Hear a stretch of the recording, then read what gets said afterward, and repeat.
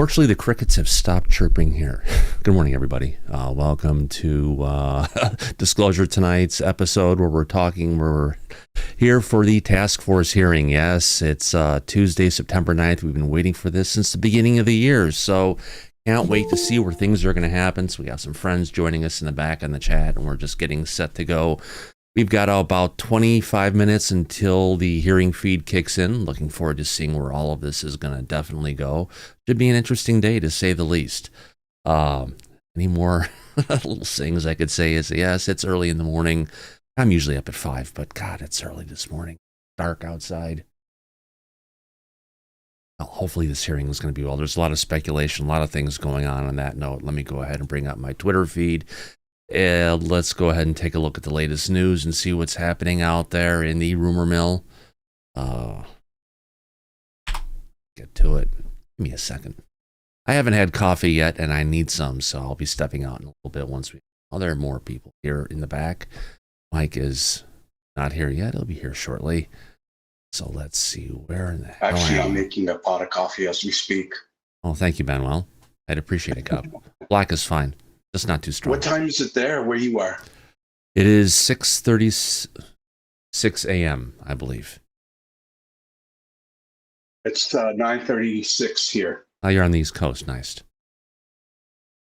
Oh, where are we at? All right. Wide open. We've got a statement from Elizondo this morning, coming from News Nation, talking about, let's see what this is one out. Talking about the hearing. Of course, they're going to be asking about David Grisch, what's going on. Who's going to say, can't comment. He's a patriot at heart. Let's go ahead and let me see if I can bring this up and just play it right from the browser as soon as my user interface next will update and it gets rid of the, hey, look, we've got new content that I don't want to see.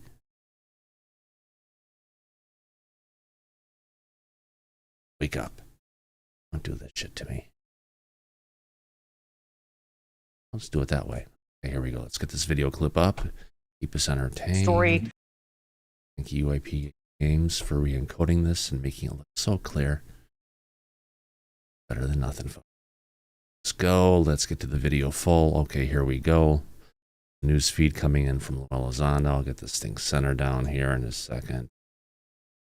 Updating. That. Okay, let's play this clip. David Grisch, who came forward to News Nation, helped us, as you know, break the story wide open. Something weird happening to him while he was on his way to meet with lawmakers. Let me play this for you and get your take on the other side. Law enforcement is involved, but in my opinion, if you are going to brandish any weapons at congressional staffers, it's very alarming, and I will leave it at that. But what I can tell you is it was very interesting in timing, and based on what we've heard previously with some of these witnesses, to include some witness testimony that you'll hear tomorrow, this is not the first documented case of this, which is incredibly important as to how do we address this in the future. Yeah, this made news. It made headlines last night, but it was kind of cryptic. Do you know anything more about that and what she's referencing, Lou?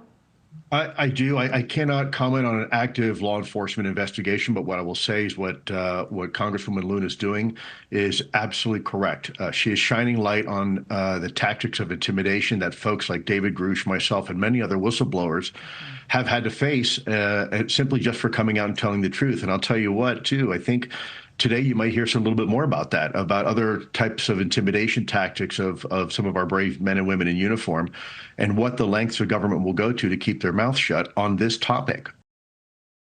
Well, there you hear it. We'll hear more about it today. Yeah, there is actually a minority witness being put forward today to go ahead and talk about the need for whistleblower protections. If you look at the back, what do we have here, Mike? Welcome. Good morning, my friend.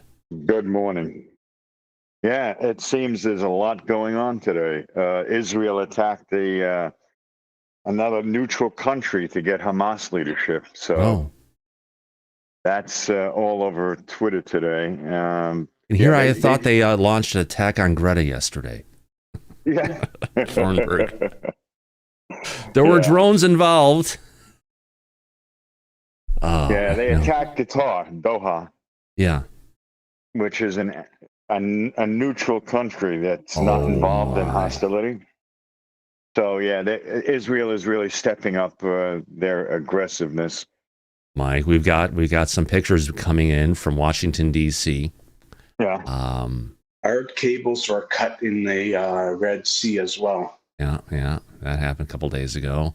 Yeah. Let's bring it in. Mike, look at this. Who do we have in the reception for the UFO hearing? Dr. Stephen Greer and Jaime Maussan. Of course. That's fantastic. That really gives a lot of credibility to the hearing. Nothing like this is kind of like the last minute news of things going on. We've got to see what's happening out there. Oh, wow, Joe Murgia is out there. Good to see you, Joe. I guess we could So everyone's got things going out there. Yeah, we covered this last night about potential non-human UAP material at Langley Air Force Base, maybe. From Christopher Sharp's understanding, the drones which flew over Langley seemed most interested in the NASA facility. Did you even know there was a NASA facility at Langley, Mike? I did not, but we know now.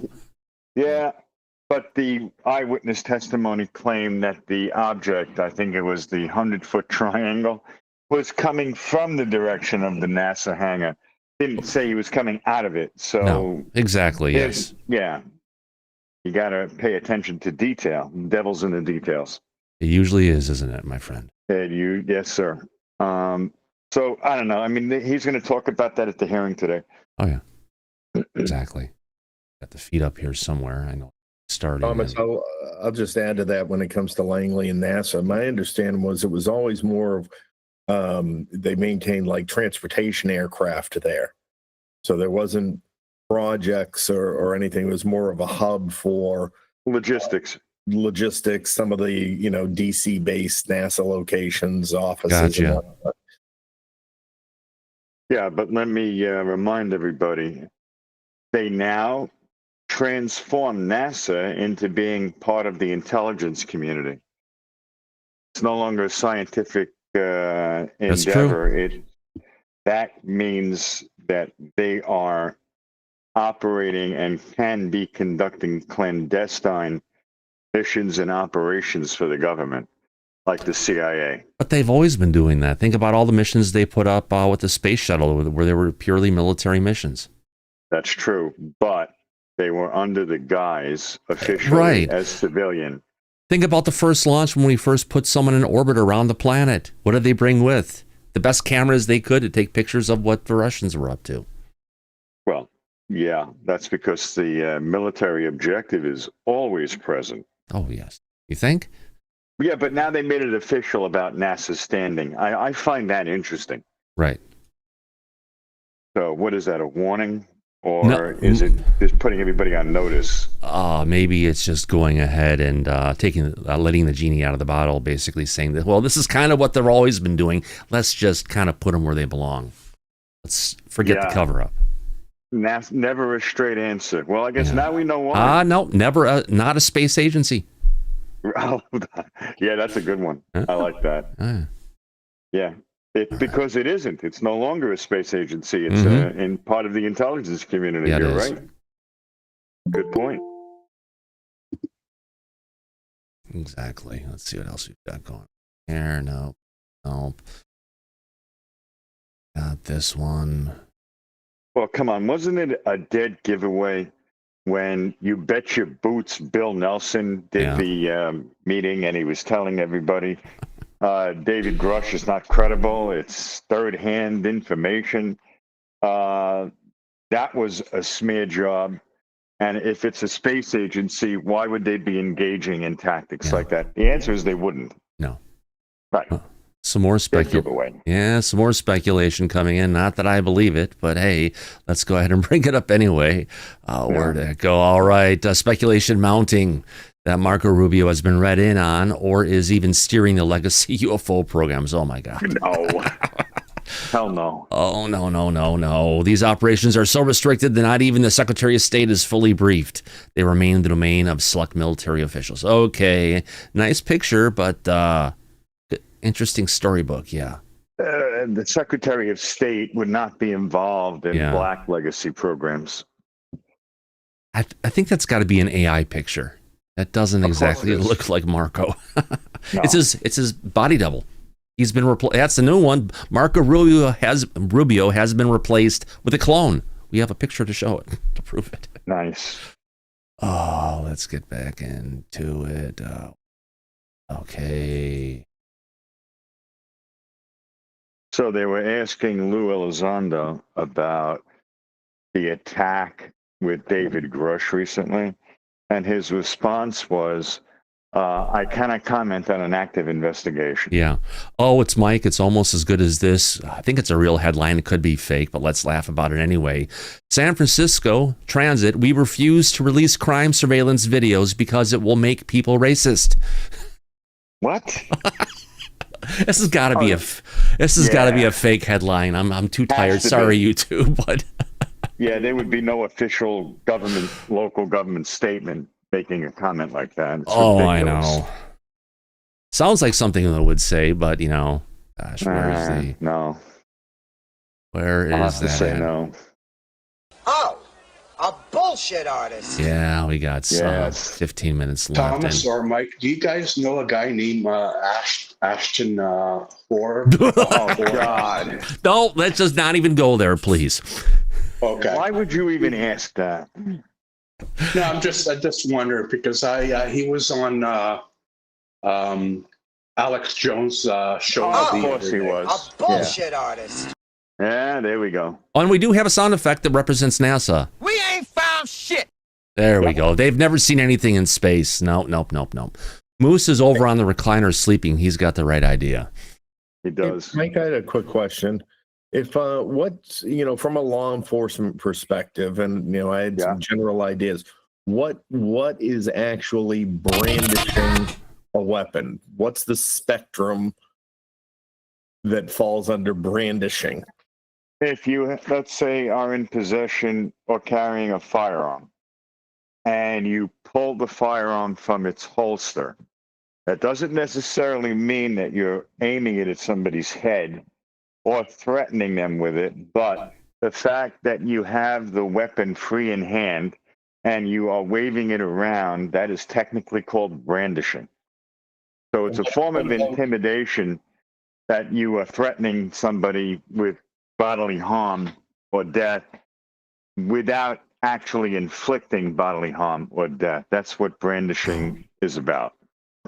And if they had it, in a waistband and sort of did the open the coat and just show it, so that's not brandishing because it hasn't been removed?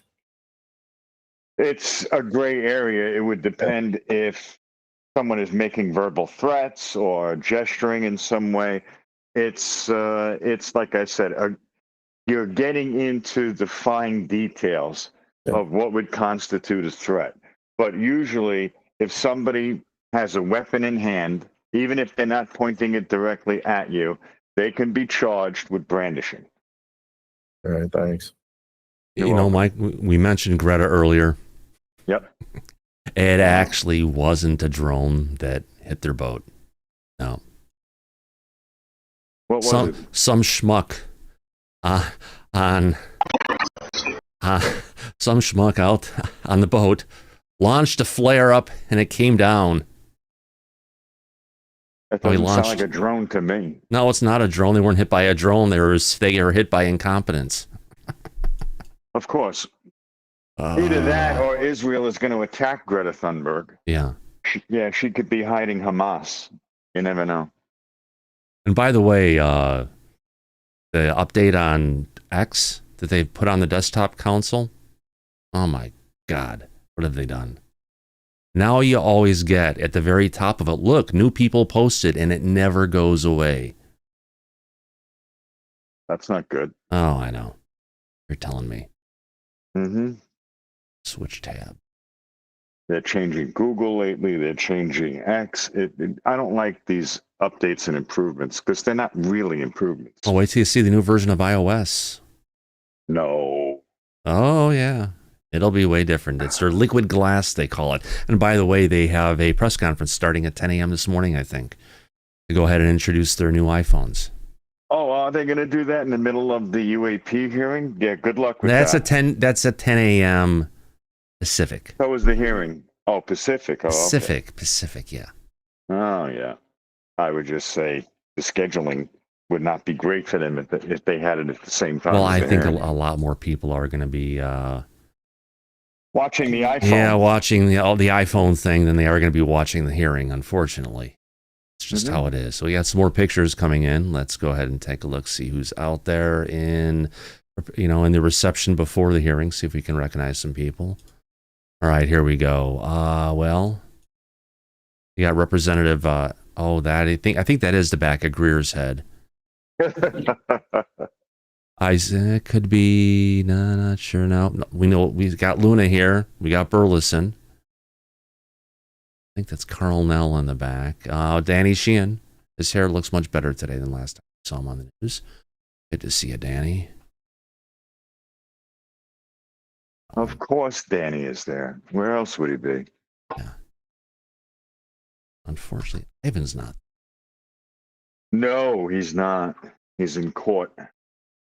He has actual legal work to do.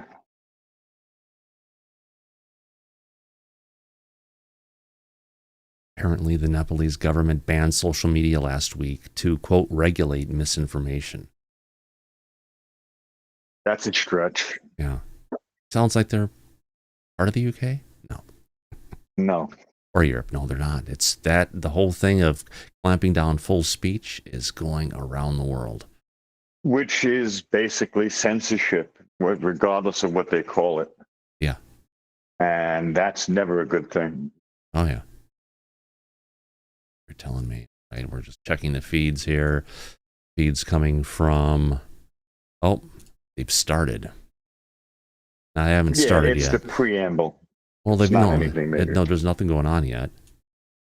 They actually have put up their titles, so...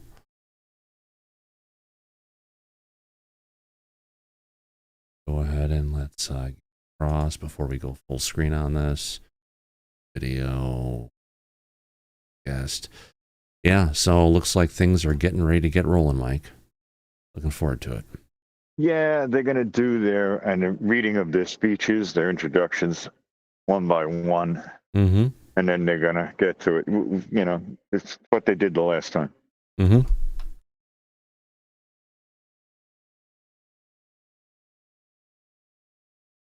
But at least we know we'll have the feed as soon as it starts, and we'll get going. I'm looking forward to this hearing. I wonder, 5 witnesses. I wonder when they're going to introduce the videos. Is it going to be probably part of the witness testimony? It could be.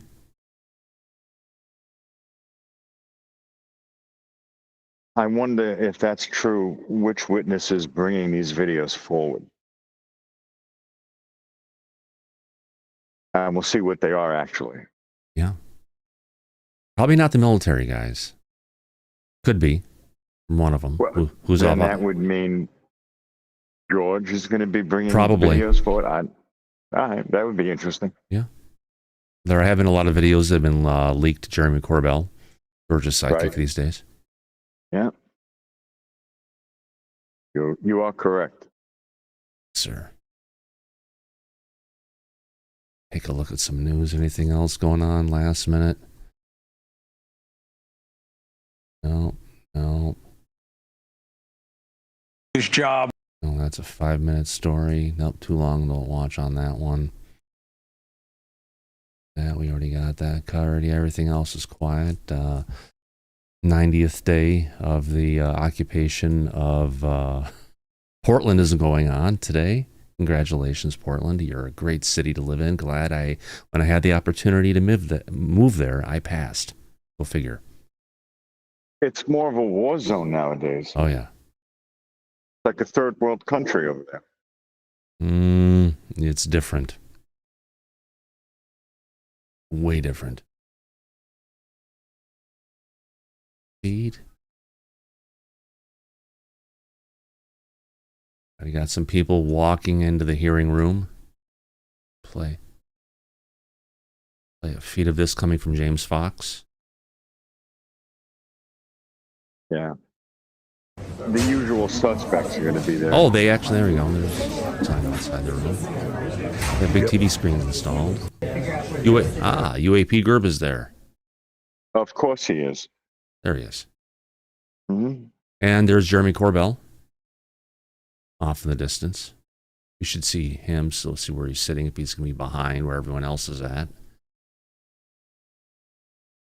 But you notice they had George Knapp testifying, not Jeremy Corbell. Yep, that's true. Yeah.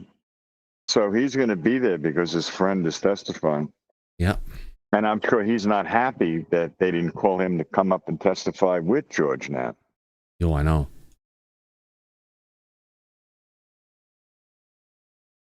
Streamer Row. Interesting. Let's see where it all goes. We've got about 4 minutes, no, 3.5 minutes until this thing kicks off, I think. Let's check. Oh, they're never on time. It might be. We'll see where it goes. Hey, they've already started the video feed at least, and it looks like they've upgraded their camera or their streaming system to go off of, we at 1080p? Oh, they're still at 720p. Yep. Technically, that is HD, but no one uses that Not really. anymore. No. Not really.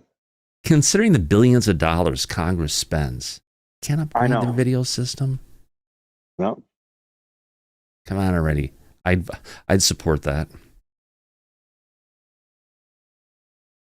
Anything going on in the audience? Mike, what will make any difference? Okay, question from the audience, Thomas and Mike. Do you think this will make any difference? No. You heard it here first, ladies and gentlemen. No, it will not make a difference. That he's a no, I'm a maybe. I'll be optimistic, but I will have not set my hopes on it. You're not holding your breath, Thomas? No. My face is red enough as it is sometimes. I don't need to do that. You know, we could possibly get a partnership going with Greta and get her to hold her breath for us. She's good at doing that, I think. Yeah. And sorry if there's any Greta fans out there. Thomas, you know what would be perfect? If you could get that technology that does like they do with the debates that measures the audience reaction live to these things. Yeah. And everybody turns the knob on what makes them angry and what makes them what they think is really valuable. Yeah. Oh, don't worry. Me and Thomas will comment on that during the hearing. Yeah. That's our job. That's what we're here for. Good point from Laura. Let's see how the media covers this after, and that would be a note of success or failure. I'm sure it'll get covered on the news. It'll give us something to talk about after the hearing. If there is something significant with the video footage, the mainstream media might cover it. No guarantees, though. Hoping the video is good, meaning it's not blurry. It's not down-resed. It's not something, far off in the distance. It's not from an iPhone 8 being recorded at night. Of course, you have to have a camera that has horrible horrible nighttime resolution. Well, if it's a personal phone of someone in the military, which we know they don't get paid, they can't afford anything significant or up to date. Yeah. YouTube introduced a new bug. It only lets you pull the slider for volume to 2/3. Why? Great testing. They've updated the UI and they've done some great testing. That's what software development's about. Rapid iteration. It seems like they missed their deadline. Yeah, they did. It's a minute, 10:01 a.m. 10:02. I told you they're never on time. Yeah.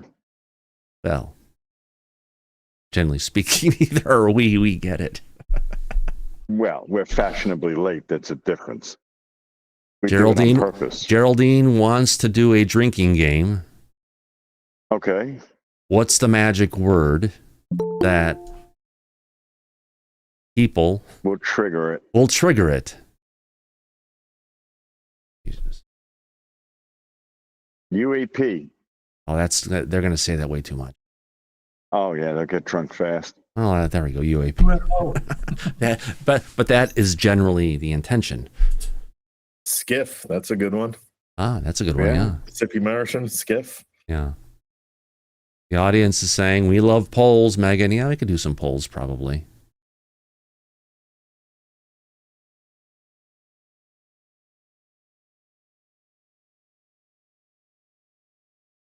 I don't think people want to see me dancing on a pole. All right. Come on, Congress. Let's get this party started. At least it's an animated background. Give them that. There we go. Like a screensaver.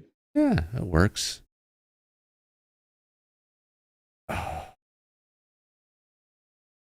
They should have used one of those old screensavers like they had on DVD players, but have a little UFO bouncing from corner to corner to corner. That'd be good. Yeah.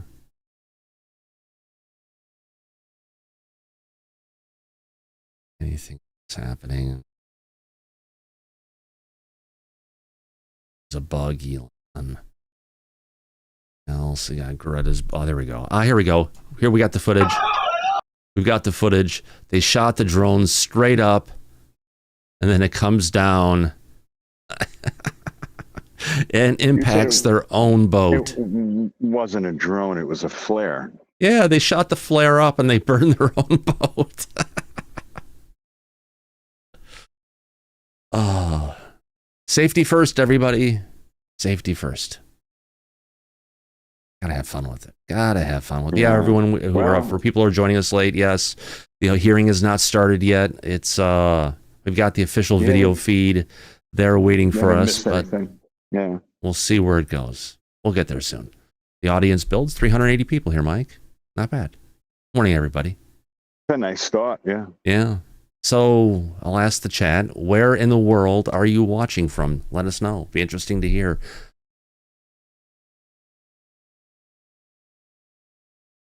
Why am I talking like Johnny Carson this morning? It's because I'm tired and I haven't had coffee. I'm not going to leave my desk until... I'm in Toronto. Toronto, nice, Manuel. So what do we got? Okay, all right. We've got the Midwest. Oh, not that one. I got to scroll to this one. Let's see. Tia's from the Midwest. We got Boise, Idaho, New York from Marty. Gene is in Boston. Wasteland Wanderers in the UK. You got Megan Betts. She's in Norfolk, Virginia. Nice. Where else? New Jersey. Mississippi Martian. Of course you are. Dragon. Is that California or Canada? Probably Canada. No, it could be California. Either way, I feel sorry for you. Oh, you love California. How it used to be. Have you seen what happened at Fisherman's Wharf, Mike? No. It's gone. Everything's closed. Of course it is. Oh, yeah. Who wants to go to San Francisco right now? Nobody. Arizona, United Kingdom. All right. Thanks for sharing where you're at, everybody. As we get. When I was at Fisherman's Wharf a long time ago, there was a restaurant there on the pier, on the wharf, and one of the key dishes that they served was something Laura's in the called hospital. It was called Son of a Bitch Stew, believe it or not. Oh, wow. It was actually an interesting dish. It wasn't half bad. Oh, shit. I am on the wrong browser. I just realized that. That would have been bad.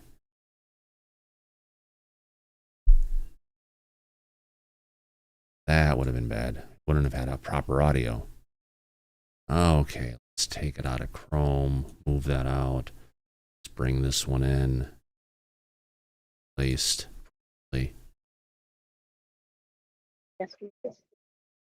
There we go. And we're back. Just in time.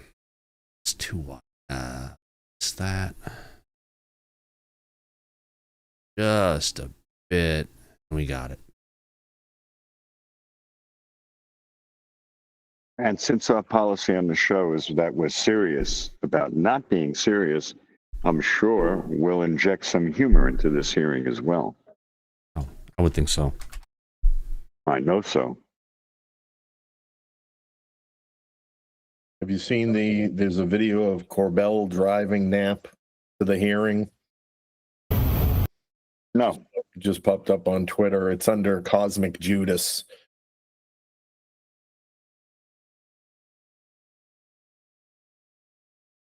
Corbell's using his cell phone with no hands on the wheels. Oh, on X, you mean? Yeah. Oh, yeah, on X, sorry. No problem. Everyone's that here.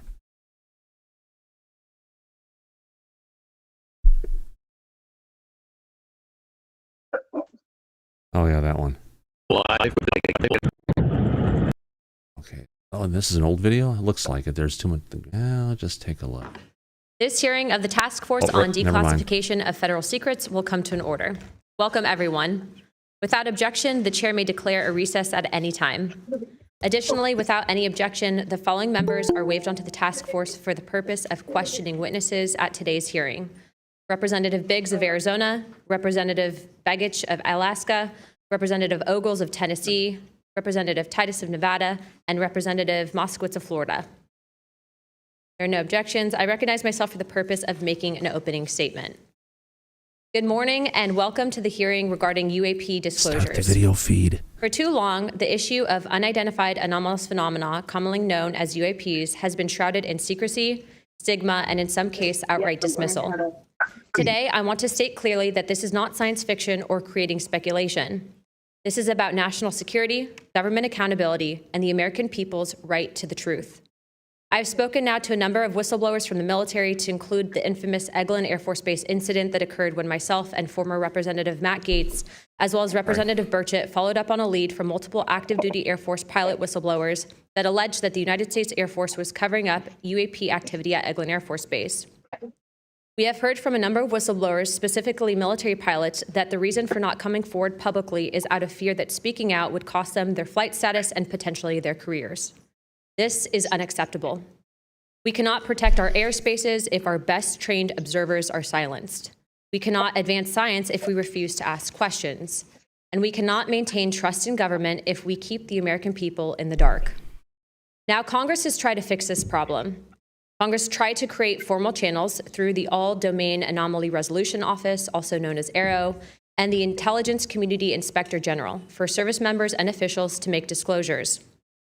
But the reality, the reports come in are often to brush aside, slow-walked, or met with skepticism rather than serious investigation.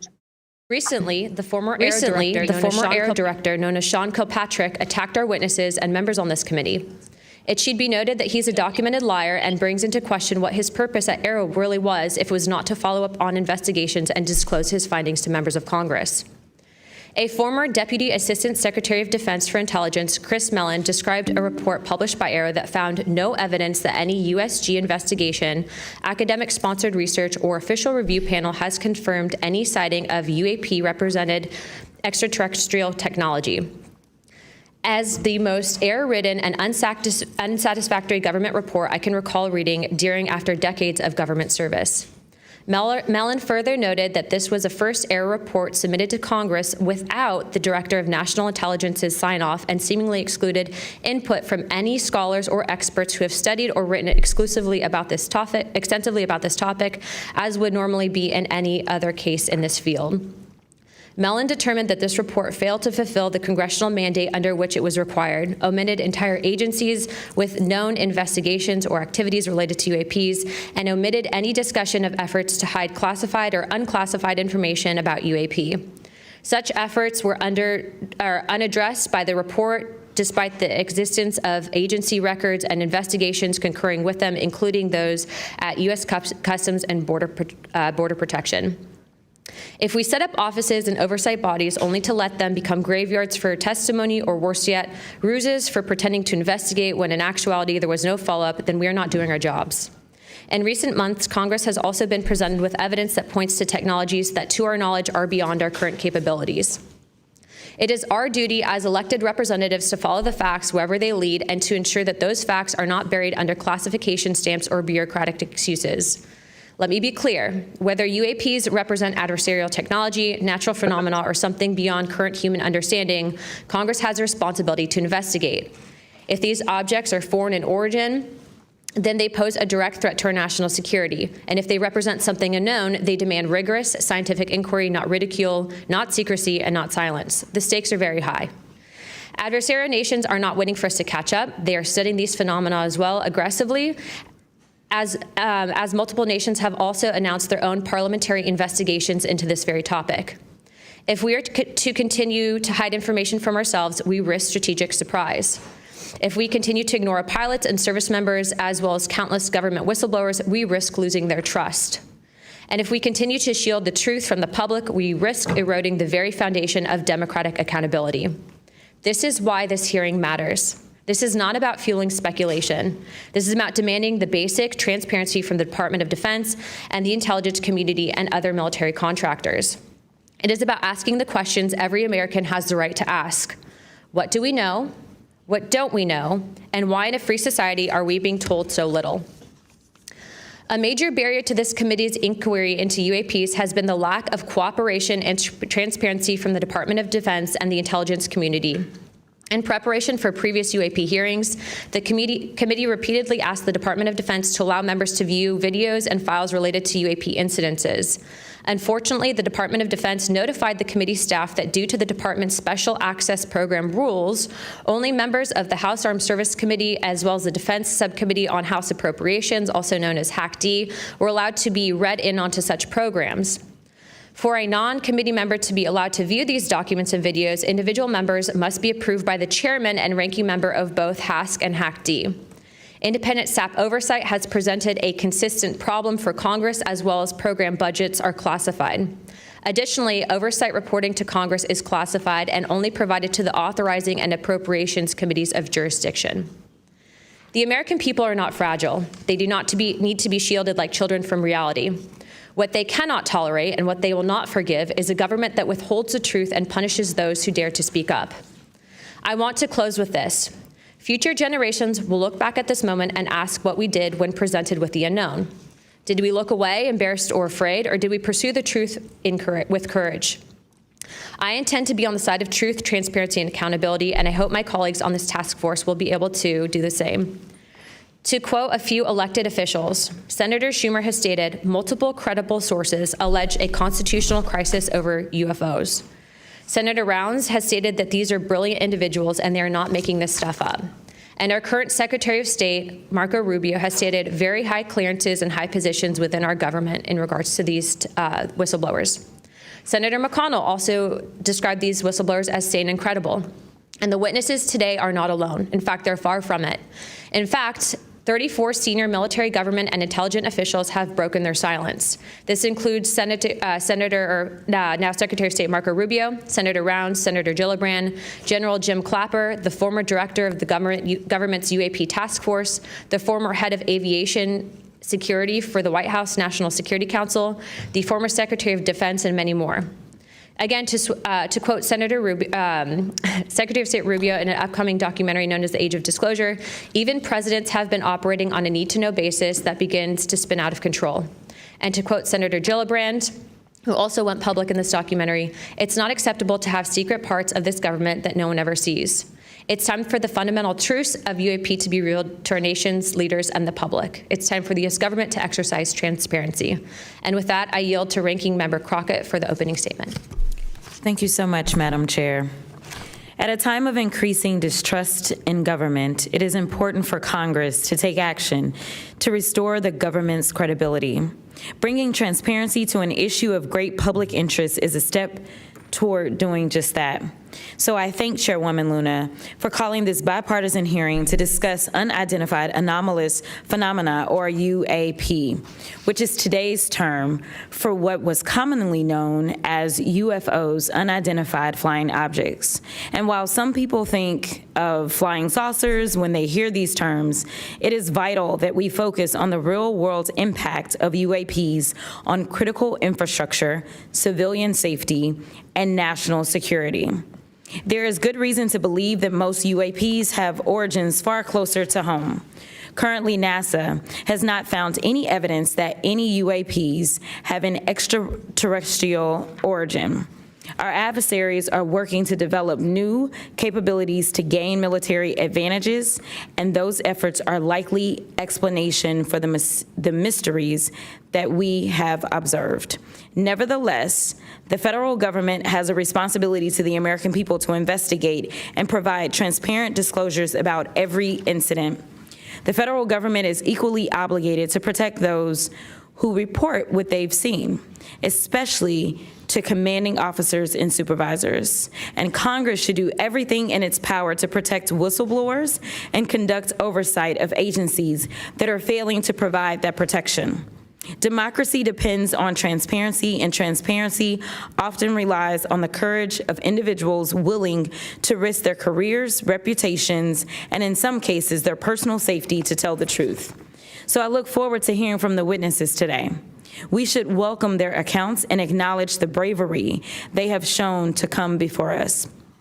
We must ensure that all whistleblowers feel that they can come to Congress to tell their stories without fear of retaliation or professional consequences. We need transparency, not just to make better policy, but also to ensure that information flows between all those who need it. There are too many tragic examples in our history where information lapses and a lack of cross-agency coordination led to disaster. Just this year, failure to communicate between FAA and the Department of Defense led to tragedy over the Potomac. The Biden-Harris administration sought to eliminate some of these lapses when it established the All-Domain Anomaly Resolution Office at the Department of Defense.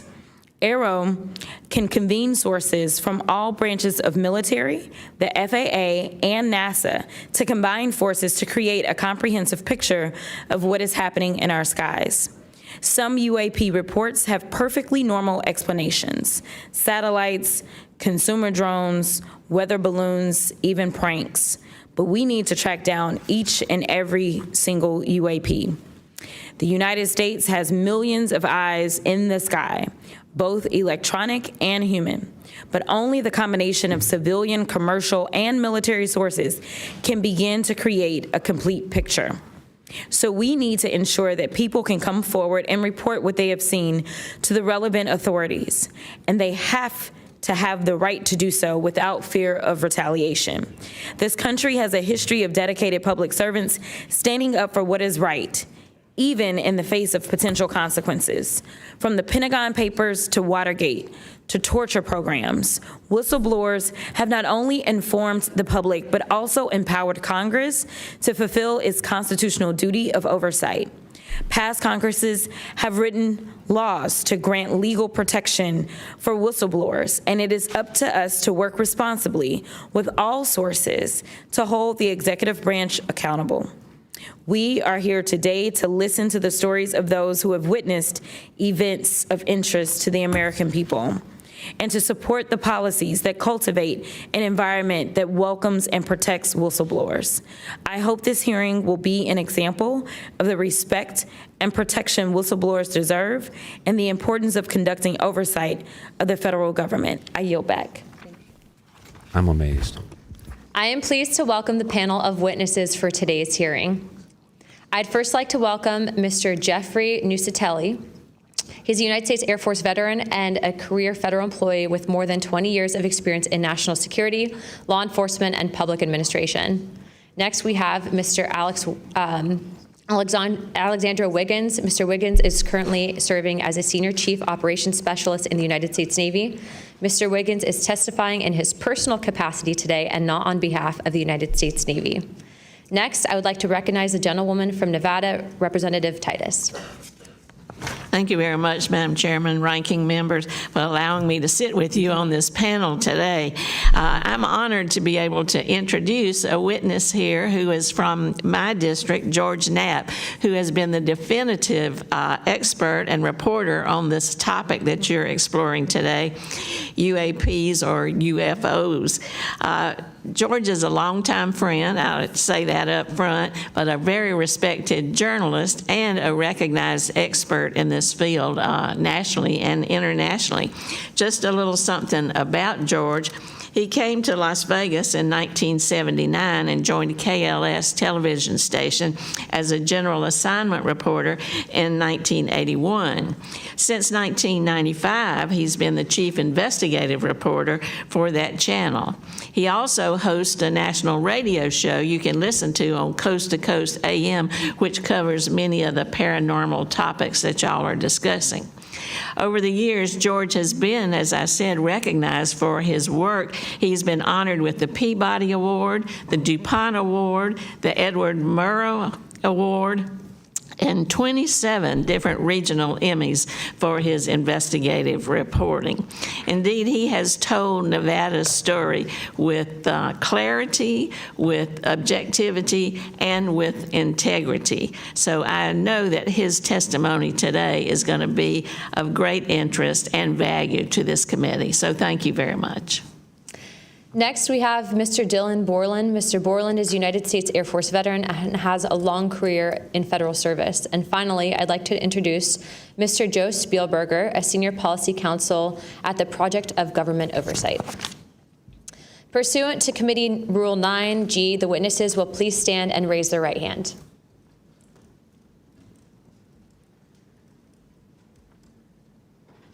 Do you solemnly swear or affirm that the testimony that you're about to give is the truth, the whole truth, and the nothing but the truth, so help you God? Let the record show that the witnesses answered an affirmative. Thank you. You may take your seat. We appreciate you being here today, and I look forward to hearing your testimony.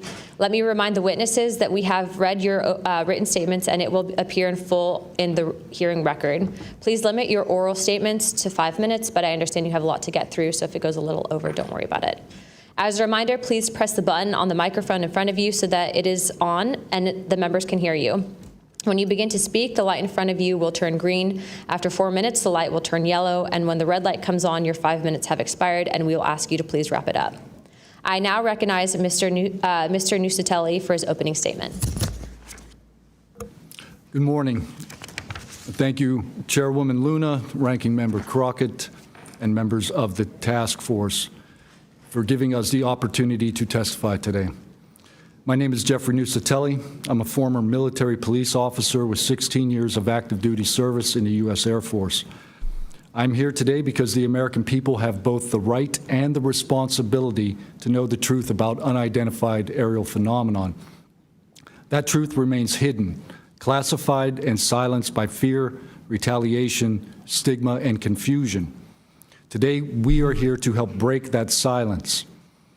Between 2003 and 2005, 5 UAP incidents occurred at Vandenberg Air Force Base, home to the National Missile Defense Project, a top national security priority. At the time, we were conducting launches deemed by the National Reconnaissance Office as the most important in 25 years. These were historic launches. These facilities were vital, and they were repeatedly visited by UAP. Each incident was witnessed by multiple personnel, documented, investigated, and reported up the chain of command.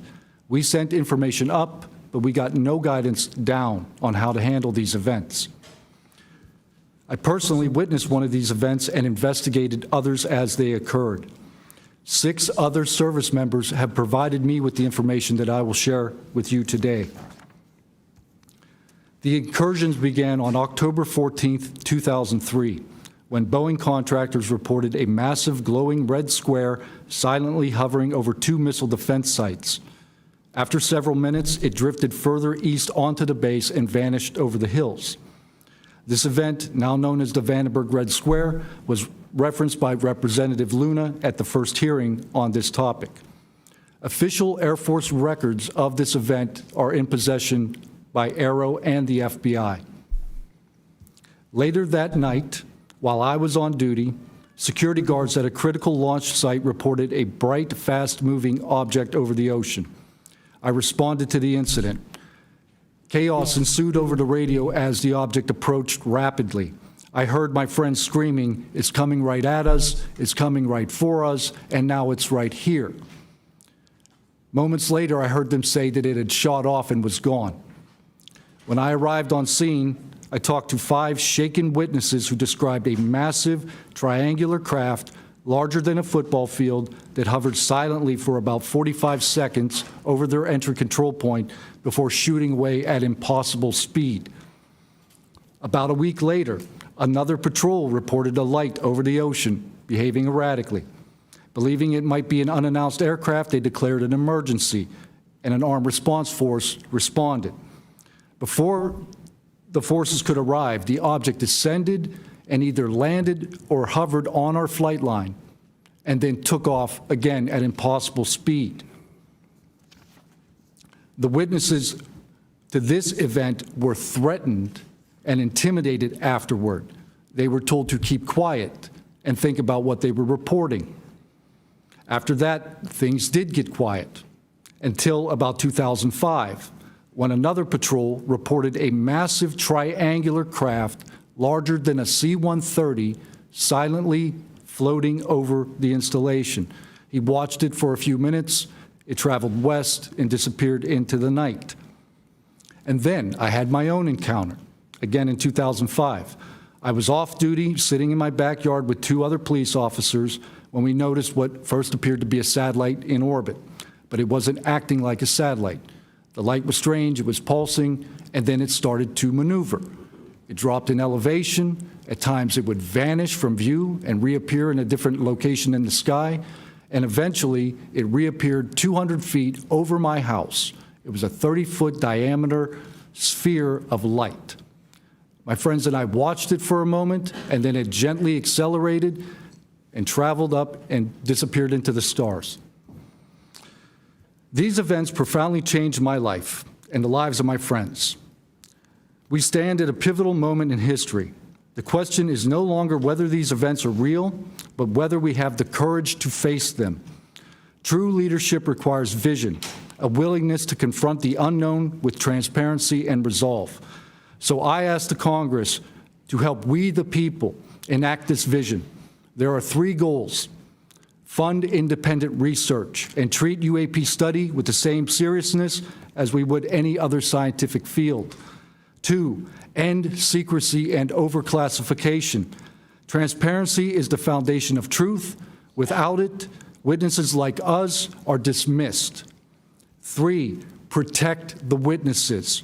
Many stayed silent out of fear for their careers, reputations, and the safety of their families. Protect them, and you will embolden others to join this cause. These phenomena challenge our deepest assumptions about reality, consciousness, and our place in the universe. Exploring them can unlock transformative breakthroughs in technology, biology, and human understanding.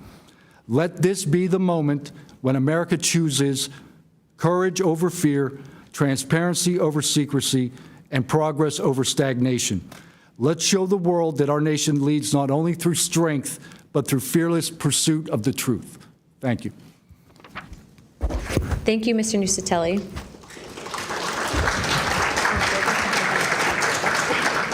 He's not on here. I now recognize Chief Wiggins for his opening statement.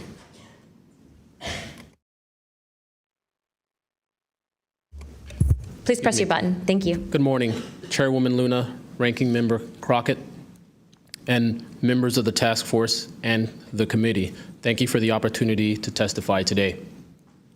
My name is Elizondo Wiggins. I'm an active duty U.S. Navy Operations Specialist, Senior Chief Petty Officer, father of 3, and dedicated American testifying today in my personal capacity. The views I share are my own, and I do not represent the official positions of the Department of the Navy or any subordinate organization. On the evening of February 15th, 2023, at approximately 19:15 PST, in the Whiskey 291 warning area off the coast of Southern California, I was serving on board USS Jackson. During that period, I moved between the Interior Communications Center, ICC-1, and the bridge wing, correlating the sensor picture with visual observations, part of my routine responsibilities for surface and air picture management. What I observed and what our crew recorded was not consistent with conventional aircraft or drones, as they appear on our system. A self-luminous tic-tac shaped object emerged from the ocean before linking up with 3 other similar objects. The 4 then disappeared simultaneously with a high synchronized near instantaneous acceleration. I observed no sonic boom and no conventional propulsion signatures, no exhaust plume, no control surface articulation on the Sapphire image system. Shortly after the synchronized departure, radar tracks dropped. These observations were multi-sensor and recorded inside of ICC-1 with time location overlay visible in our source frames that have been made public by journalists. From my experience operating in this region over many years and consistent with our public characterized encounters, unidentified objects reoccur in United States operation areas off Southern California. That fact alone does not tell us what they are, but it does argue the systematic stigma-free reporting and for the preservation of sensor data so analysts can evaluate safe and intelligence implications with rigor. I want to underscore 3 points for the task force and the committee. Aviation and maritime safety. When crews and watchstanders observe objects that maneuver or accelerate in ways that does not match known profiles and do so near our ships and aircraft, that is first and foremost a safety issue. Standardized checklists and training should ensure we capture the best possible sensor data in real time, including IR settings, slant range estimates, and bearing and range altitude snapshots, and immediate chain of custody for any recordings. Reporting without stigma, protection without retribution. Sailors need to know that reporting UAP encounters will not harm their careers. Congress can help by reinforcing witness protection and by directing the relevant office to maintain confidential, destigmatized channels for service members who step forward with data. Declassification and transparency where possible. The task force declassification mission is directly relevant here, where operational security permits releasing metadata preserved sensor excerpts or at least technical summaries would improve public trust and accelerate outside scientific scrutiny. That includes, when feasible, the time geo-reference IR frames and radar parameters needed for independent analysis. To be clear, I am not here to make claims beyond my lane. I am here to provide a firsthand account of what I saw, what our systems recorded, and why it matters for safety, for intelligence, and public confidence. My request to you is practical. Help us capture, protect, fairly evaluate the evidence, and provide a safe pathway for those in uniform to report it. In closing, I want to thank the committee and the task force for holding this hearing and for placing this discussion in a forum where evidence can be examined carefully and openly. I appreciate your attention and stand ready to answer your questions. Thank you. Thank you, Chief.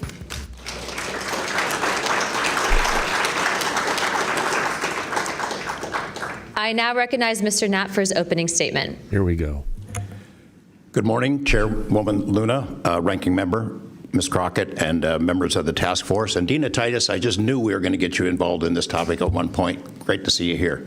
I'm George Knapp, Chief Investigative Reporter at KLAS TV in Las Vegas. I began my pursuit of this weird mystery way back in 1987, and for 38 years, I've always approached this as a news story. It's not a matter of faith or belief. To me, it's a story, and it's an important one. I'm proud to be here alongside these witnesses today, men who have seen strange things and stepped forward to tell the world about it. Whistleblowers and witnesses who step up are routinely insulted, belittled, or worse. They risk their reputations, their careers, their clearances, their livelihoods, and sometimes much more than that, even their freedom. I know that one of the goals of the task force here is to figure out ways to protect whistleblowers and witnesses, and it's a tall order because so many of the things that happen to witnesses like these are extra legal. They're carried out by persons unknown, as Mr. Dave Grusch, sitting up at the top of the room, knows all too well, including events in recent days that have happened to him. I want to share a couple of things that I've learned along the way on this long journey, and I submitted most of that in written form because I estimate that my statement here today would take about 4.5 hours. So I'm going to try to jump over and touch on the more important salient points. I submitted a detailed written statement for the record, and we'll go into a lot of that here. But the public has been told over and over since the late 40s, there's nothing to worry about here. These mysterious craft seen by millions of people in the skies, in the oceans, over the land are not real. They're not a threat. The witnesses are wrong. They're crackpots. Don't believe it. That changed for me. What got me hooked is the paper trail. Documents that were squeezed out of the U.S. government after the FOIA, Freedom of Information Act, became the law of the land. And those documents paint a much different picture than what the public, the press, and Congress have been told over many years. The documents from military and intelligence personnel behind closed doors admit that, quote, these things are real. They're not fictitious. They can fly in formation. They're evasive, and they outperform any aircraft known to exist, including ours. The public, of course, as I said, has been told something much different. Back in 1989, I reported about a guy named Bob Lazar, who claimed that he worked at a facility dubbed S4 out in the Nevada desert, very near to Area 51. He said he was part of a reverse engineering program. He said there are alien craft that will be taken apart to figure out how they operated out there, and that was a pretty tall order. I had clearly taken a dive into the deep end of the pool there. But in the years since then, I've interviewed dozens of other people, and I've detailed what their testimony has been in the written statement. They include Senator Harry Reid, Senator Howard Cannon, also of Nevada, a guy named Al O'Donnell, who was the first general manager of EG&G in Nevada, which managed the Nevada test site, which blew up hundreds of nuclear weapons. There's a guy named Dr. James Lakatsky, who was a career scientist with the Defense Intelligence Agency, who was the guy who initiated a program called OSAP, Advanced Aerospace Weapons Systems Application Program, which is, as far as we know, the largest acknowledged UFO program ever funded by the U.S. government, which put together an amazing pile of information that members of this committee and the world, most of which have never seen. The DIA still hasn't released 95% of what was prepared by that program at a cost of millions and millions of dollars. The one name I do want to bring up in this session, though, is Robert Bigelow. So looking into the idea of crash retrievals and reverse engineering, while OSAP, that program, was active, the DIA's contractor, Robert Bigelow of Las Vegas, made a bold attempt to acquire physical proof of UFO crashes. It's been widely reported and suspected that Lockheed Martin is one of the contractors, the defense contractors, that has held this stuff, stored it away in secrecy, and tried to figure out how it works. I have confirmed on the record that Robert Bigelow and a trusted colleague from OSAP met with and negotiated with senior executives at Lockheed Martin and hammered out a deal wherein Bigelow's company, Bass, would receive a quantity of unusual material that had been stashed away and protected at a facility in California. That material was not made here. I want to move on now to the Russia files, because that was going to be sort of the central impetus of what I was going to talk to you about today. Back in the early 90s, I got into Russia, met with a number of their defense officials, Ministry of Defense and others, who confirmed for me that Russia had been doing the same thing the United States had been doing, that is, secretly studying UFOs while publicly saying something completely different. The documents and interviews that I obtained and have now shared with this task force show that the USSR launched what is almost certainly the largest UFO UAP investigation in the world. The first phase of that was an order was sent out to the entire USSR military empire that every unit, you see anything strange in the sky, a craft, an orb, something unusual, you had to gather all the evidence, collect testimony from the witnesses, look for physical evidence, and all of that information went into one program at the Ministry of Defense. Thousands and thousands of these reports came in. A lot of them were first routed to the KGB, but then back to another program that came after this collection effort called Thread 3. And Thread 3 was an analysis program. We have provided to the committee the documents of what they were trying to do, and essentially they were trying to build their own UFOs. They were using the information from their observations and studies to try to figure out the technology. The guy who was in charge of that program, Colonel Boris Sokolov, told me that their goal was to basically develop technology that would be superior to anything we had, based on what they learned from UFOs. Mr. Knapp, just in the name of time, Sure. to my understanding, did you have anything you wanted to submit for Congress to see in this committee? I have submitted those documents. Would you like to play any videos? Do you have a video that you would like to play? I don't think it's for me to play. No, that was for Alexander. Yeah, Alexander's video. Okay. You can play it. He could narrate it. Okay, we can, in the name of showing that video to everyone on the task force, we'd like to play that video at this time. Everybody likes videos. Come on.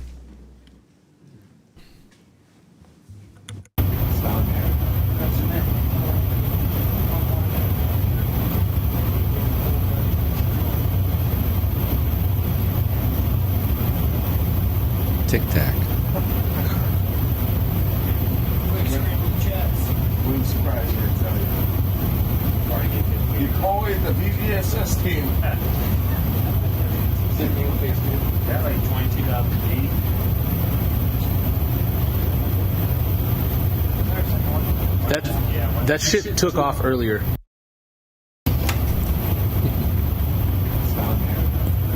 If we can get rid of the audio real quick.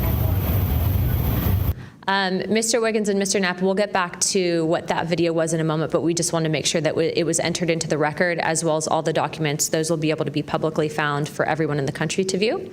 If we could, Mr. Knapp, we'll continue on the line of questioning, but I'm going to move on to Mr. Borland's opening statement. Cut him off. Good morning, members of the task force and the committee. I would like to express my gratitude for being invited to testify to the current task force created under the People's Chamber and the American public. As an American citizen, veteran, and intelligence community professional, it is an honor and a privilege to serve under oath before you on behalf of our country. I speak for myself and no former agency or company I have been previously affiliated with. My name is Dylan Borland, a former 1N1 geospatial intelligence specialist for the United States Air Force in an active duty enlisted capacity from 2010 to 2013.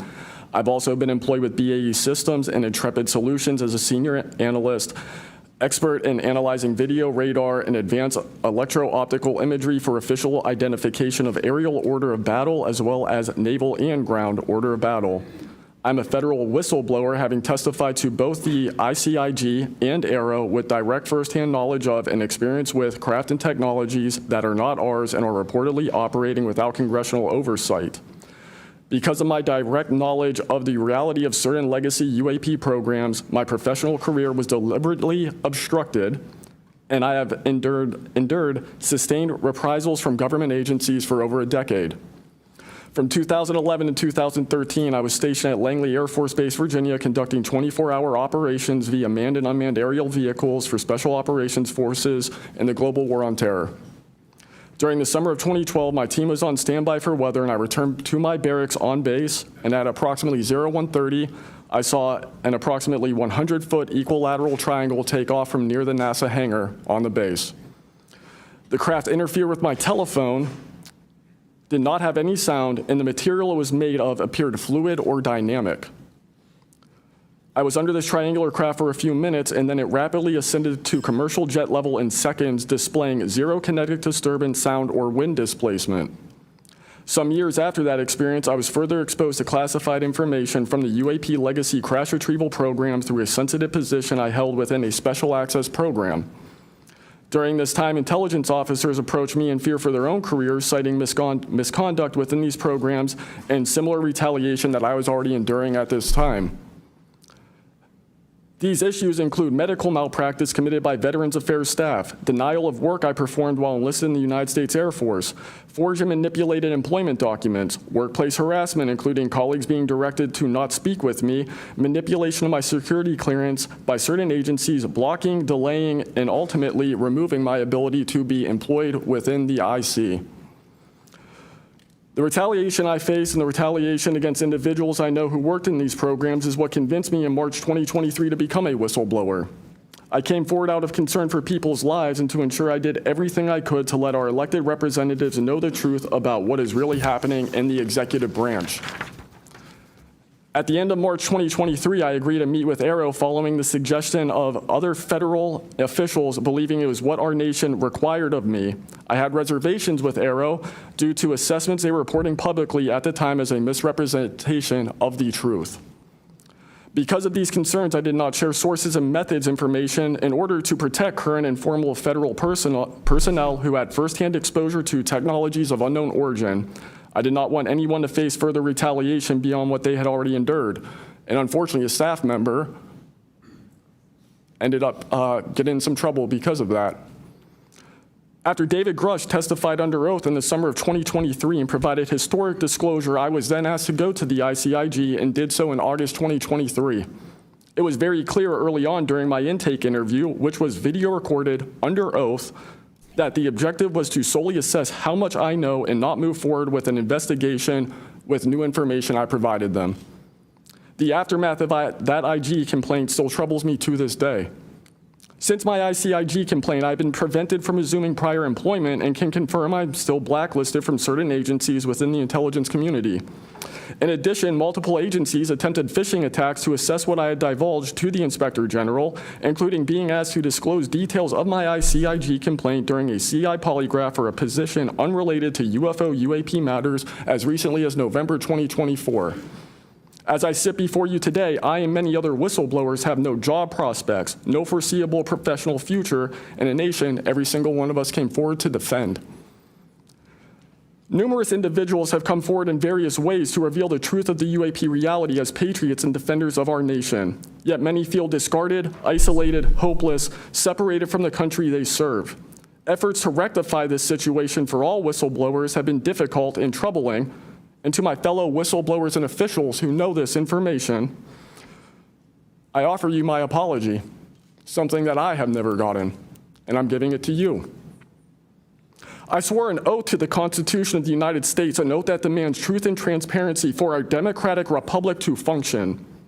Each day, these truths remain hidden from our citizens. Humanity drifts further from the principles our nation was founded to uphold. Each day, victims of crimes committed by agencies and companies maintaining this secrecy are denied justice as another day our Constitution is shredded. In 2023, Patriots provided this committee and the executive branch with undeniable proof of the UAP reality, and I commend your continued commitment. The future of humanity is one which we either travel to the stars or regress to the Stone Age with this technology. My career has been to deliver critical information to decision makers. Your role as elected by your representatives is to act on it. The time to act is now. Thank you. I hear the trauma in his voice.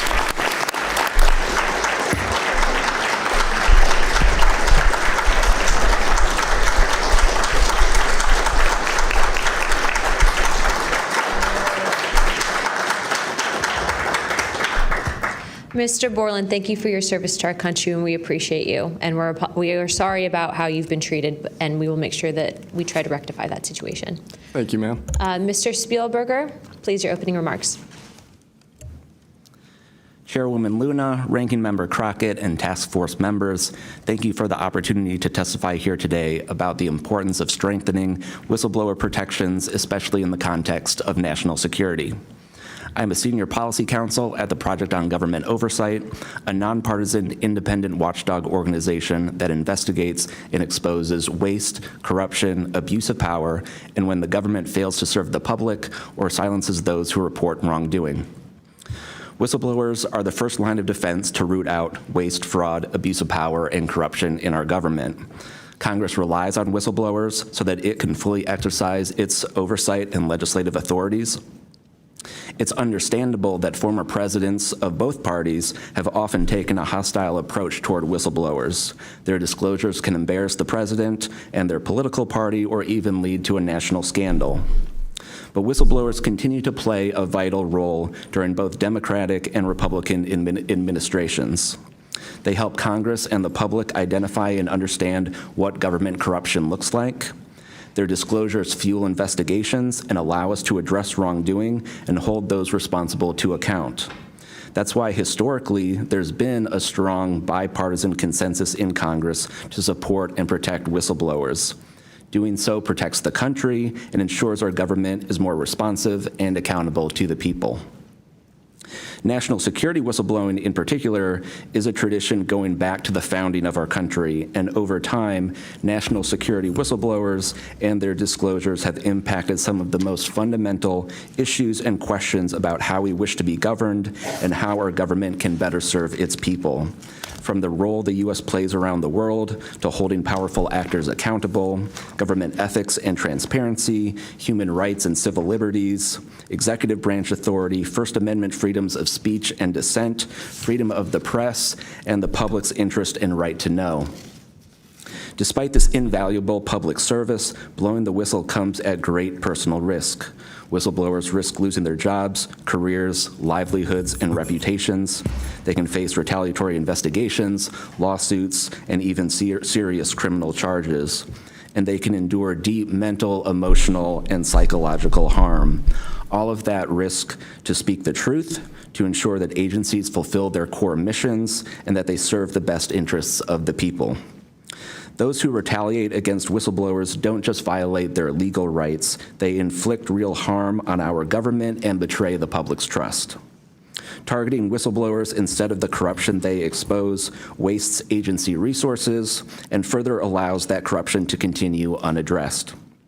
It can instill a chilling effect across an agency, fostering a climate of fear and distrust, quieting dissent and free speech, and deterring potential whistleblowers from coming forward in the future.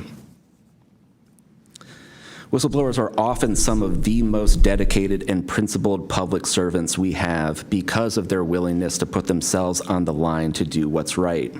And Congress has historically supported them, again, on a bipartisan basis, but unfortunately, whistleblowing has increasingly become more politicized, with support for whistleblowers often hinging on which party is in power and which party is politically inconvenienced by the misconduct being exposed. But to be clear, targeting whistleblowers individually risks undermining whistleblowing, period. POGO advises members of Congress on both sides of the aisle to focus on the evidence, not the individual.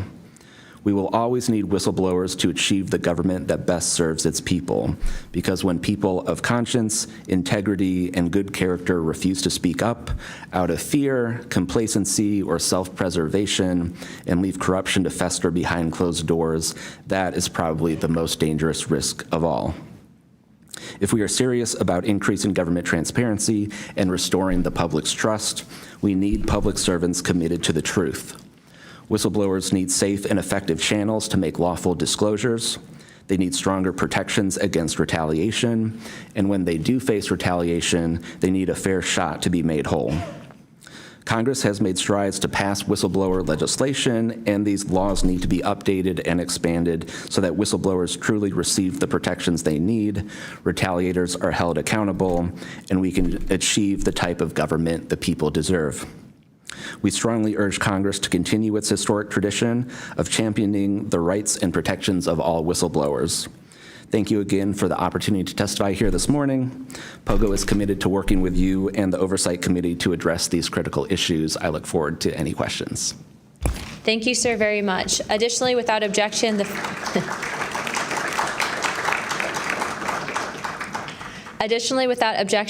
following members are waived onto the task force for the purpose of questioning witnesses at today's hearing: Representative Perry of Pennsylvania and Representative Grothman of Wisconsin. Sorry, what is it? No, Representative Biggs from Arizona. I already got you, but yeah, we're good. Without objection, so ordered. I now recognize myself for 5 minutes of questioning. Also, as my friend Mr. Moskowitz might have to go, would you like to go now? Okay, all right. Mr. Borland, in your testimony, you described witnessing large triangular craft while stationed at Langley Air Force Base in 2012. Can you explain what you observed in terms of size, behavior, and why you're confident it was not conventional technology? Great question, ma'am.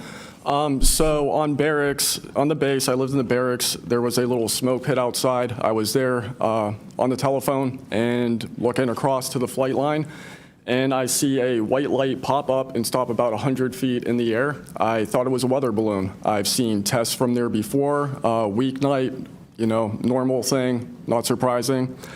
I actually finished my cigarette and I began walking up towards the flight line. There is a track, and because I was on 3 months of night work, I would walk the track at night when we were weather down.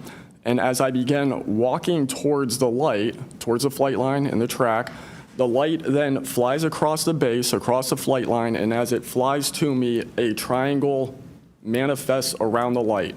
I can't tell you if it's active camouflage. I can't tell you if it appeared around the light, but I can tell you that it was a white light and then it was a triangle. It stopped about 100 feet in front of me and approximately 100 feet above me. My telephone got extremely hot, completely froze, dead. I remember how thick it was. It was between 1 to 2 stories thick, equilateral triangle. Wow. I could never see the top of it, and the edges were 90 degrees. There were 4 lights in total, 1 light on each corner and a larger light in the center, 2 to 3 times the size of the corner lights. But what was really odd was the outside.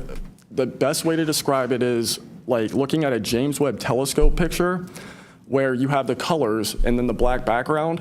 So the craft itself was this black metallic flake paint, but on top of the craft was this gold lava, plasma, some type of fluid going over and around the craft. I'm under this for about 2 to 3 minutes, and then the center light flashes 2 to 3 times, no sound, immediately shoots up to commercial jet level minimum, in my opinion, and I immediately feel static electricity all over my body, and then I smell the smell of after a thunderstorm or lightning storm, that really strong summer thunderstorm smell. Gets up to flight level. I'm trying to get my phone reset, and I can only see the center light at this point. If I didn't actually see it take off, I would have thought it was a star. And then it hovers up there, and it begins to slowly move due east out over the Atlantic Ocean. I finally got my phone reset. The entire thing was about, from the time I saw the light pop up near the hangar until it took off out over the ocean, was about 15 minutes. And following up to that question, after you disclosed this information to the Intelligence Community Inspector General, you were subject to phishing attempts and job blacklisting. How widespread do you think this is across the intelligence community for those who raise concerns regarding UAP programs? It's a difficult question to answer. I think prior to David Grisch and people beginning this process of bringing people into awareness of the reality of these programs and certain things people have witnessed, probably extremely widespread. I think today there's still an issue, but because people are able to come before you and people are speaking out, I think it has been somewhat less. I would hope, though, that people would, because if this goes back into closed doors, this is going to get really ugly. What type of behavior have you witnessed from former Aero Director Sean Kilpatrick as well as his staff in relate to this information you provided to them? Did they ever try to classify this information as non-human technology? Good question. The problem with this is that I know what I experienced firsthand, and I know other things. I think the staff at Aero that I had met with in March of 2023, I think they were good people doing the job they were told to do. I did not meet with Kirkpatrick. He was either not present or did not want to meet me that day. However, they did classify information about the reality of this subject, and it was very concerning because in my Aero MFR, they had actually referenced a former staff member that was the one who told me to go there, and they probably shouldn't have done that. And real quick before my time is up, and we might go to second round of questioning just so you're all aware, how important, given everything that you've seen and experienced, is the UAP Disclosure Act of 2025 in restoring both public accountability and trust? I think very important. I would hope, though, that the 7-year window could be shrunk, my opinion, but very important. The truth needs to be known. Thank you very much. I now recognize Jared Moskowitz of Florida. Thank you, Madam Chairwoman. Thank you for allowing me to wave on to the committee. I remember, the last committee when we had a bunch of former military personnel folks that either served on bases, were pilots, or were in different programs experiencing knowledge. It made me recognize that the narrative has changed, right? It's politically convenient for the government if you all weren't military folks in suits. It would be much better if you pulled up in Winnebagos and were wearing hats. And so the picture of this, because that's important for the American people and how you tell a story, what the message looks like, and who the messenger is. So this is now the second or third committee where we have former military folks with impeccable records, with information and knowledge. And it's definitely clear on a bipartisan basis that we have to protect our whistleblowers. There's no doubt. And in a day in which it's really hard to tell what's true or not from a political standpoint. And so I don't really know what is true. I don't know on this subject. But I do know when we're being lied to. And we are definitely being lied to. There's just no doubt about that. Mr. Wiggins, I want to talk to you. I find your background and testimony compelling. When you first saw what you were looking at, what were your first thoughts? My first thoughts were, I think everything that I was told and taught as a kid and as growing adult no longer, was applicable. If I'm able to see something that I thought defies gravity in such a way, then what else could be possible? That was my first thought. So did you think what you were looking at was a weapons program that you were unaware of, or did you think what you were looking at was obviously some extraterrestrial piece of technology? Neither one of those crossed my mind. It was just. How about now? What do you think it is now? I'm not the expert. I think it. I want to be as skeptical as everyone else and just hope to know the information. Anyone in the U.S. government tell you what you were looking at to try to dissuade you from what you thought it was? No. So no one was like, oh, there was some anomaly with the technology. No one from the government did that? No one. How do you think you were treated when you reported this information or have talked about, the Tic Tac video is well out there. It's well reported. How were you treated? I've had no pushback at all. I haven't had anyone reach out to me or try to, dissuade me in either direction, militarily speaking. So I was treated fair, and I appreciate the Navy itself with assisting me with coming here to being able to testify. That's good. So what do you think the American people should take away from watching your video, right? Because when we watch it, obviously, right, we've never seen anything like that. It defies what we know to be technologically possible. What are we supposed to think? Someone's lying about something. Someone's hiding something, right? That's not normal what you looked at. I think what the American people should think when seeing that video, along with others before me, is that there is something out there, and we should know as the people what it is. Right, and so let's eliminate possibilities. So they didn't come to you and say there was a technological error with what you were looking at. So we put that aside, right? They didn't say it was broken. So we look at that and we see something. So it's either a weapons program being reverse engineered by our governments or other governments, or it's nobody's government, and it's not from here. Those are it. You agree with that assessment? I agree, one or the other. Mr. Borland, when you first experienced what you were looking at, what did you do next? Like, what was your next step after it had passed and you were done? I actually kind of laughed to myself and said, okay, so this exists as well. Worked in enough programs, been exposed to enough that I was like, okay, so this is a real thing. I went back, walked the track, talked with a couple of my friends about it. I did talk with some of my coworkers, one in particular, which I thought was a joke, and it definitely wasn't, was like, you probably should never say this to anybody. And then what happened to me happened, so. What about you, Mr., how do you pronounce your last name? Nusatelli. And sorry, I know I'm running out of time, Madam Chairwoman. So obviously your incident happened well before we could record things on cell phones and things of that nature, right? What did you do when you first experienced? Because what you saw, right? You saw it happen like right out of your base. Correct. So tell me what you did after you saw that. What was like your next move? And I want to hear what your experience was. My next move, I went into my house after it left.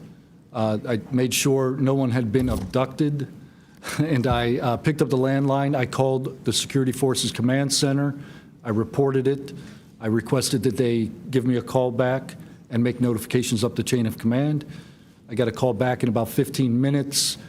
They reported that the weather station reported no balloons or aircraft, nothing on radar, no aircraft inbound or outbound. So I got that notification. And then within the following day or two, me and the other witnesses wrote statements. We prepared a report, and then we filed all that information. Madam Chairman, thank you for your indulgence in my questioning, and thank you for continuing to lead on this subject. What do you and your friends think about it today? You all have talked about it. Yeah. I mean, so what do you think about your experience as a collective group? That'll be my last question, Madam Chairwoman. I mean, we've been talking about this for 20 years. We don't know what we saw. What we saw changed our lives in the way we think about everything. It was incredibly profound. The object I saw, I don't even know if it was an object. It was a light. It was an orb. It didn't look like a craft, but it did look solid. And that's what we talk about. We noticed the object, and this was a pattern across all the encounters. Someone would see a light. They would pay attention to the light. And then the object responds. It performs for you. And then they come down and they investigate you. So it's almost like they're curious. So that's the thing we primarily talk about. Why did it come? After we noticed it. Maybe it noticed us after we noticed it. You're welcome. I now recognize Representative Mace for 5 minutes. Thank you, Madam Chair, and I want to thank all of our witnesses for being here today. Mr. Borland, I'd like to start with you and ask a few questions. Were there any other witnesses when you saw the equilateral triangle? Were there other witnesses that saw the same thing? Not to my knowledge, ma'am. At that point, the only people that would be awake is those of us that were doing operations for the GWAT and then security forces, so not to my knowledge. And do you think that, in your opinion, that the equilateral triangle was the U.S. government's technology? I did once upon a time, but knowing what I know now, I'll have to answer that question in a skiff probably. Well, my next question is, you teased us, so knowing what you know now means what?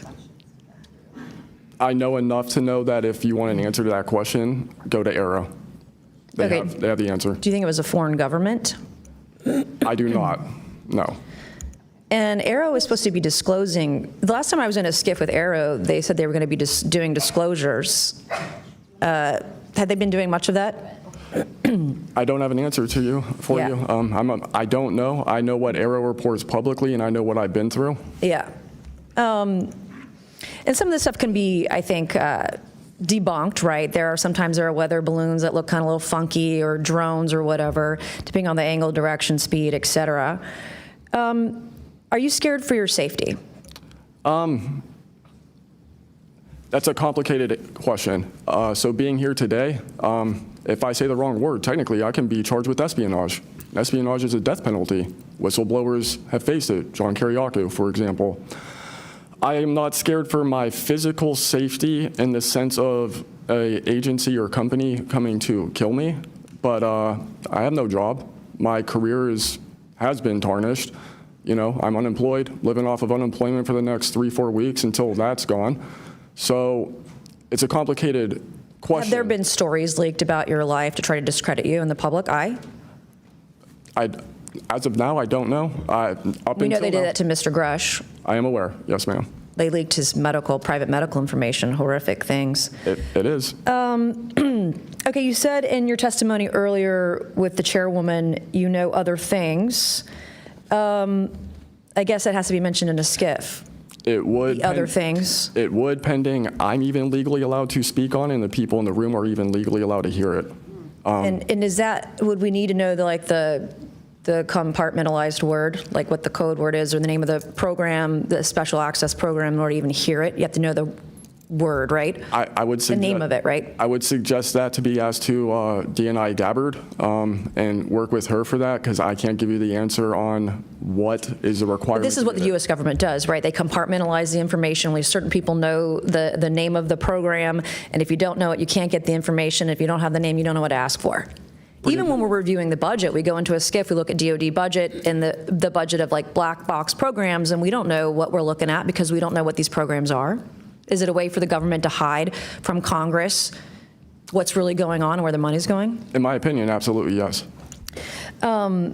You mentioned, too, in your testimony earlier that, quote, you went to speak with the government and they said somebody's name, a colleague's name, and you said they shouldn't have mentioned that staff person's name. What does that mean?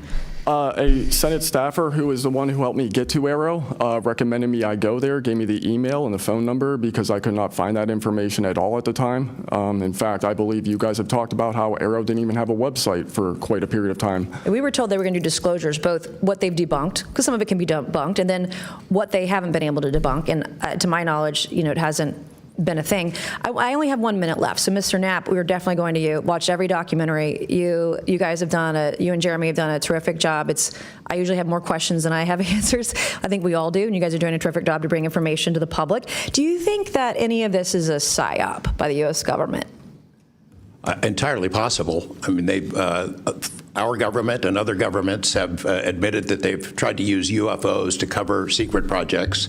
But I think they also do some reverse engineering of those claims. So years after people start seeing UFOs over Area 51, for example, they come up with a story, oh yeah, that was, we planted that story. So I read in a major newspaper just a couple of weeks ago, they planted this story. An Air Force colonel went out into the desert, went to a bar at Rachel and gave them some fake UFO photos. And that's how the whole story about Area 51 started, which is preposterous. Yeah, and I didn't even get to the crash retrieval program stuff yet, Ms. Chairwoman.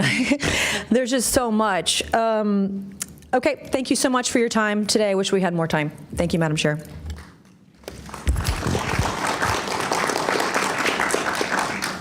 I now recognize Ms. Crockett for 5 minutes. Thank you so much, Madam Chair, and thank you so much to each of the witnesses that have come before us today. The federal government has had a long-standing overclassification issue in general. We all know that, from the assassinations of MLK and Malcolm X to the COINTELPRO and torture programs to now UAPs. The federal government has kept the American public in the dark about issues of immense public interest. The federal government has routinely made excuses for failing to provide transparency to the public, the most common of which is national security concerns. Mr. Spielberger, can you provide an example of when national security was inappropriately used as a pretext for classification? Congresswoman, probably one of the most infamous examples of that is the 9/11 Commission that found that overclassification was a key factor in the failure to adequately prevent the attacks of that day. In addition to that, what lessons from these oversight failures should guide Congress in approaching UAP oversight? Generally speaking, we would advise this Congress to ensure that agencies adopt a general policy in favor of disclosure instead of a knee-jerk needing to overclassify information in documents. We should ensure that when information is classified or deemed sensitive, it's only for legitimate national security and privacy concerns. And we would recommend adding additional factors to the considerations of cost, value, and certainly to the extent that it's critical for the public interest and the public's right to know, especially when we are talking about these very serious national security concerns and implications. Can you speak to how whistleblowers have historically helped Congress uncover the truth in other areas and how that might apply here? Absolutely. So again, Congress has always relied on whistleblowers coming forward and making disclosures in a number of different issues across different agencies, anything from national security to airline safety, railway safety, environmental concerns, workplace health and safety, a lot of issues coming out of the COVID pandemic, for example. Whistleblowers have come forward with important disclosures on just about any critical issue affecting our government and affecting the American people, all of which have grave implications for the rights and protections that we have and how we live our lives in communities across the country. How important is it for whistleblowers to have strong protections when it comes to UAP-related disclosures or disclosures of other topics of excessive government secrecy?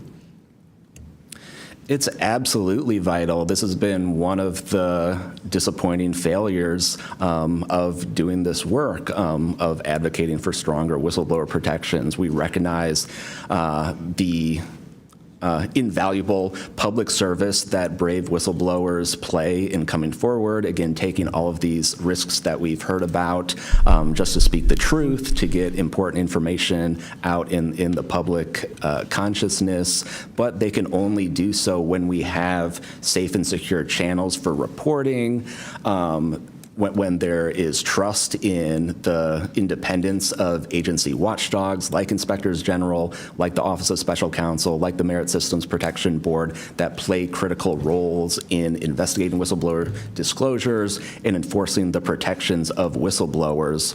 All of that is essential to allow whistleblowers to keep coming forward and playing these incredibly important public roles. Thank you so much. Let me just say this. People look at Congress, especially now, and they see a lack of unity. They don't see the ability for us to come together really on much of anything. I will say that I do applaud the chairwoman and the work of this committee because for once I feel like we are focusing on governing, which should be about transparency. The reality is that we cause more harm than good when we allow a lack of transparency to fester. It allows for all types of conspiracy theories instead of us actually making the investments that we need to make to get the information and actually provide it to the American people. The reason that I wanted to focus on making sure that we answer some questions specifically around the protections of those that are willing to come forward is because the only way that we can make this government actually work for all of us is if no matter where you are in this federal government, you feel as if you are safe when you come forward with information of any issue. And so I do want to thank you for all of your stories. The reality is that we only get 5 minutes, and the vast majority of everything that you have to say cannot be contextualized within 5 minutes. But I know that my colleagues are going to get to kind of pulling some more of that out. But again, I really just want to thank you for your courage in this moment, and thank you for your service to our country.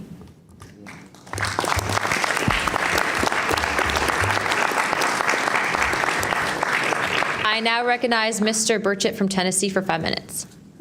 Thank you, Chair Lady, and thank you, Ranking Member Crockett. I see a lot of friends out there, and I see a couple enemies, so I'll kind of remember that.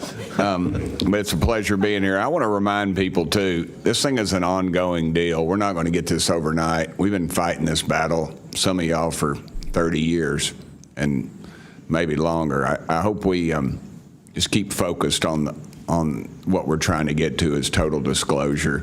We get a little wrapped up in a lot of things, but the government has something and they need to turn it over to us. We pay their dadgum salary, you pay our salary, and you ought to get more out of us than you do.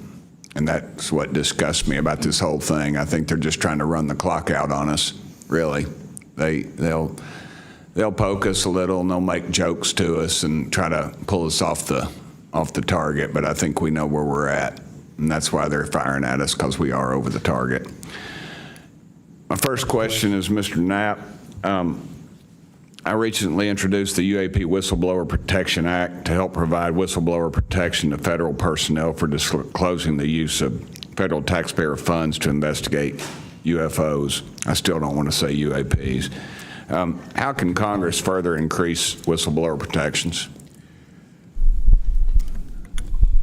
I think you got to unleash the dogs and go track down the money and where it goes, because a lot of this stuff has been moved out of government. Sure. As you know, Rep. Burchett, it's been given to private contractors who've stashed it away. They've had it for so long that there's nobody left inside government, or very few, who know where it is. And they do that to keep us from FOIA, correct? Yeah, it's to keep it from FOIA. And I think that the contractors who've had this stuff for a very long time set their own standards about who is allowed to know what. And it's a very small group that ever cracks that. I think Representative Luna has been looking at the use of classifications to hide things. I'm not sure that even this committee getting security clearances that should allow you to see this stuff would allow you to follow where it really goes. I worry about the people that are looking at it and don't even know what they're looking at. I mean, it's gone through so many, I mean, since Roswell, for instance. I mean, you think there's nobody even alive that was around any of that stuff. Yeah, so. I don't think they've made much progress from the people that I've talked to. I don't think they've made much progress in learning that technology. Might have made some, but you wonder, you know, the implication is tic-tac. Oh, yeah, that's ours. What flew over Washington, D.C. in '52, is that ours too? When are you going to break that out? You guys authorized tens of billions, hundreds of billions of dollars on weapons systems that can't do half of what we've seen UFOs do. So when do they break this out? If it's really a classified project, could change the world. I don't think they've made much progress, and I think they've been lying to us and to you and the rest of the world, and they're still doing it. Yes, sir, I agree with you. How did you manage to obtain the classified Russian UAP documents, and how did you get them back in the United States? Well, I met this Russian physicist who was in the United States lecturing. And I want to clarify that. I can't even take a thing of honey home on my airplane when I fly back to Tennessee. Yeah, so I did something pretty dumb. And I'm bitter about it, but go ahead. I did something kind of dumb. I met with these officials who, you know, during that time period, glasnost, perestroika, the Russians were trying to open up to the world, and I saw it as a window of opportunity, and it was. And we were able to talk these folks into providing us information that otherwise we would never have seen. Some of that was classified. I found out that they only stamped the top pages of these documents that were classified. So I just removed them. I removed those pages, and I carried them out. And if they'd caught me, I'd be in a gulag still. Yeah. We'd be saying, what happened to George Knapp? Oh, yeah. What happened to the Russians that came forward to you in 1993, and were there any repercussions for them? Well, there were. The first thing that happened when I talked about this after getting back and going through the files and things and sifting through it, the Russian physicist who had helped us be introduced all these people wrote back and said there was a huge eruption, that there was the real right, far autocratic forces that wanted a return of the USSR had really go after these guys. They described them as traitors. Nikolai Kapranov, the physicist friend of mine, said, look, if this had happened 5 years earlier, we would be in prison. If it had happened 10 years earlier, we would have been shot. Right. Luckily, at that point, Putin was not in power, but none of those people that we talked to on that trip in 1993 would ever talk to me again. I went back in 1996, and it was like I had the plague. I spoke to different people, but they were scared. And eventually, the story was spun where the Ministry of Defense officials who gave us this information were described as ufologists who said there was nothing really significant to these files. They didn't really find anything a big deal. And I can tell you, you'll see those files that I shared with you. They did find stuff. There was an incident in October of 1982 over at ICBM base where UFOs popped up, was observed over this base where the missiles are pointed at us. United States. These UFOs perform incredible maneuvers. They split apart, they fuse back together, they'd appear and disappear, and right at the end of this 4-hour period, the launch control codes for the ICBMs lit up. something entered the correct codes. The missiles were fired up and ready to launch, and they could not shut it down. The Russian officers were panicking. The UFOs they disappeared. The launch control system goes back to normal. Colonel Sokolov and his team came in, took the thing apart, could not figure out what it was. It wasn't a power surge or EMPs or some of the baloney excuses that our country has given for similar events involving our nuclear missiles. They thought it was a message from wherever the UFOs were from. And that's a chilling thing. I mean, we were a couple of seconds away from World War III starting, and the UFOs were responsible for it. All right, I'm out of time, but real quick, who are the contractors that have this material, the corporations? Well, one of them is Lockheed. And I'll tell you, I mean, I'm not saying Lockheed's the bad guys. They're doing what they were asked to do. Sure. They have lied about this because that's what they're supposed to do. But Lockheed would be one. There's a list I can give you, Congressman. Some of the big ones, the usual suspects. Okay, thank you. Yield back, Chair Lady. Sorry for going over. It's all good. It's all George Knapp's fault. I now recognize Ms. Boebert for 5 minutes. Thank you, Madam Chair. Chief Wiggins, based on your training and operational experience, could the behavior that you witnessed, a transmedium object vanishing without a sound, be explained by any known technology that we possess or other governments possess? It cannot. No. And has any government agency debriefed you or any of your shipmates regarding the EOIR and radar confirmed UAP encounter aboard USS Jackson? No one has, no, ma'am. What was that encounter like when you brought that up? If you want to briefly summarize that, when you brought that to their attention and then you were not provided any follow-up, who was told and how did you feel when there was no contact back to you? As far as the actual incident happening, yes, or sir. the reporting level? Yes, Chief. It was within the event happening. My duties are to report to the tactical action officer on watch while we're standing watch. So tactical action officer was there. I made my report. I've not had any discussion outside of that day. There's been no communication to me or requests from me within inside of the military.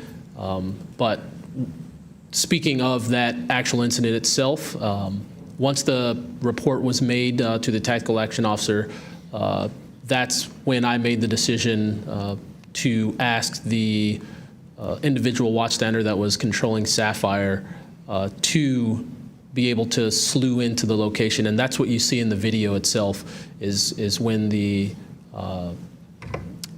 watchstander is slewing in and kind of showing us what we're looking at. But outside of that, that's as far as the reporting went that I know of. Thank you, Chief. Just for the sake of time, Mr. Nusatelli, has RO, the Air Force, or the FBI ever followed up with you personally about the Red Square event? I did have follow-up by Aero, nothing with the Air Force. The Aero office updated me, I think, at least 2 times. They let me know that they were unable to locate any records, that the records had been destroyed by the Air Force. The Air Force is destroying all their police records every 3 years on a schedule. So you were informed that these documents were destroyed. Well, I have a Freedom of Information Act from the Air Force that states clearly that they destroy all police records on a 3-year schedule. Okay. So they were sitting on documentation, destroyed it, refused to question any of the lead investigators, anything leading into this investigation? Yeah, basically they destroyed all the police records. So you couldn't even call the Air Force and ask them if there was a vehicle accident in that time frame. So that's a big problem. We're losing data in real time. So we'll never be able to go back and track. I think our federal government has a history of destroying records. Thank you very much, Mr. Nusatelli. Dr. Borland, as a geospatial intelligence officer, have you seen classified data indicating UAPs operate in restricted U.S. airspace, and has that information been withheld from Congress? I have not in U.S. airspace. That is intelligence oversight, so I did not have domestic authorities. After filing your Inspector General complaint over retaliation inside the Pentagon's UAP office, did you receive any kind of protection or just more retaliation? Within the IG or Arrow, ma'am? Either. Arrow, they went after the staff member and classified everything, shut that down. The IG, to this day, I don't even know if my complaint's active. I know my attorney that represented me was very, very, very concerned. And the best of my understanding, I was determined credible, not urgent. And do you think that experience would suggest that the internal UAP investigations may be compromised? Possibly.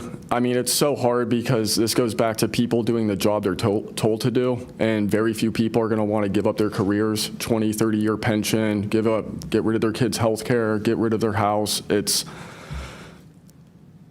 possible, yes. Yes. Thank you very much, Dr. Borland.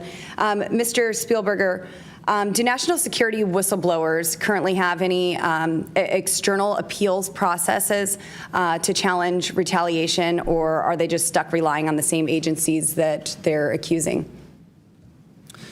Congresswoman, this is one of the biggest concerns that we at POGO have, basically around the independence of investigations and accountability for retaliation. Basically, yes, national security whistleblowers have to rely on internal administrative processes that go through agency inspector generals. There are some differentiations, but the bottom line is that they are forced to rely on protection from the same agencies and people who they are alleging retaliated against them. Yes. Well, I thank you all for your bravery. We are out of time here. Thank you so much for coming forward, and we will do everything that we can to ensure that you are all protected. Thank you for trying to bring truth and transparency to the American people. Madam Chair, I yield. I now recognize Mr. Burlison for about 5 minutes. Thank you, everyone. It takes such great courage to come forward, and we acknowledge that, and I hope that you see that we are taking that seriously. And so very thankful for what you're doing today. I'm also very thankful for previous witnesses that have come forward.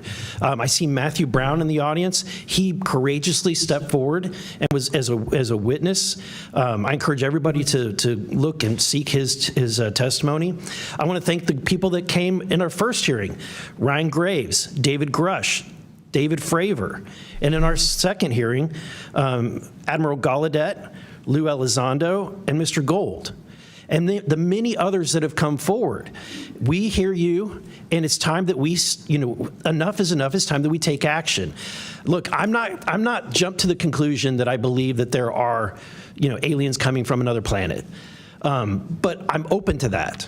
And I think that it's our responsibility, especially when we're seeing that we have a government that is actively blocking information from us. Just last night, I tried to get an amendment onto the National Defense Authorization Act that fit in the germaneness of that bill to have UAP disclosure. And conveniently, it was named non-germane, mostly deemed by staff, not even an elected official.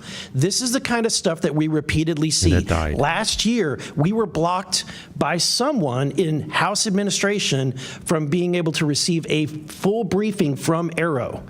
So not an elected official, but someone in staff blocked us. And I've had it. Enough is enough. I want to cue up a video that I've been given. And as before it starts, I'm going to describe. This was taken October 30th of 2024. This video is of an MQ-9 drone tracking an orb, or this object, off the coast of Yemen. You'll see that another MQ-9 launched a Hellfire missile. You cannot see that drone. And so I'm not going to explain it to you. You'll see exactly what it does.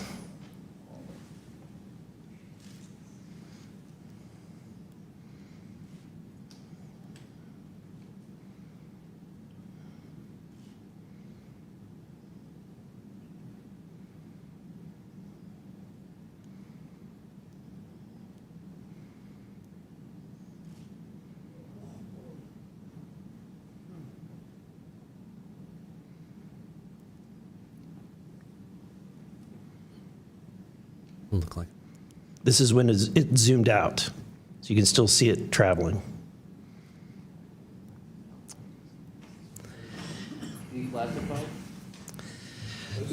So, Mr. Knapp, have you heard about, events like this occurring?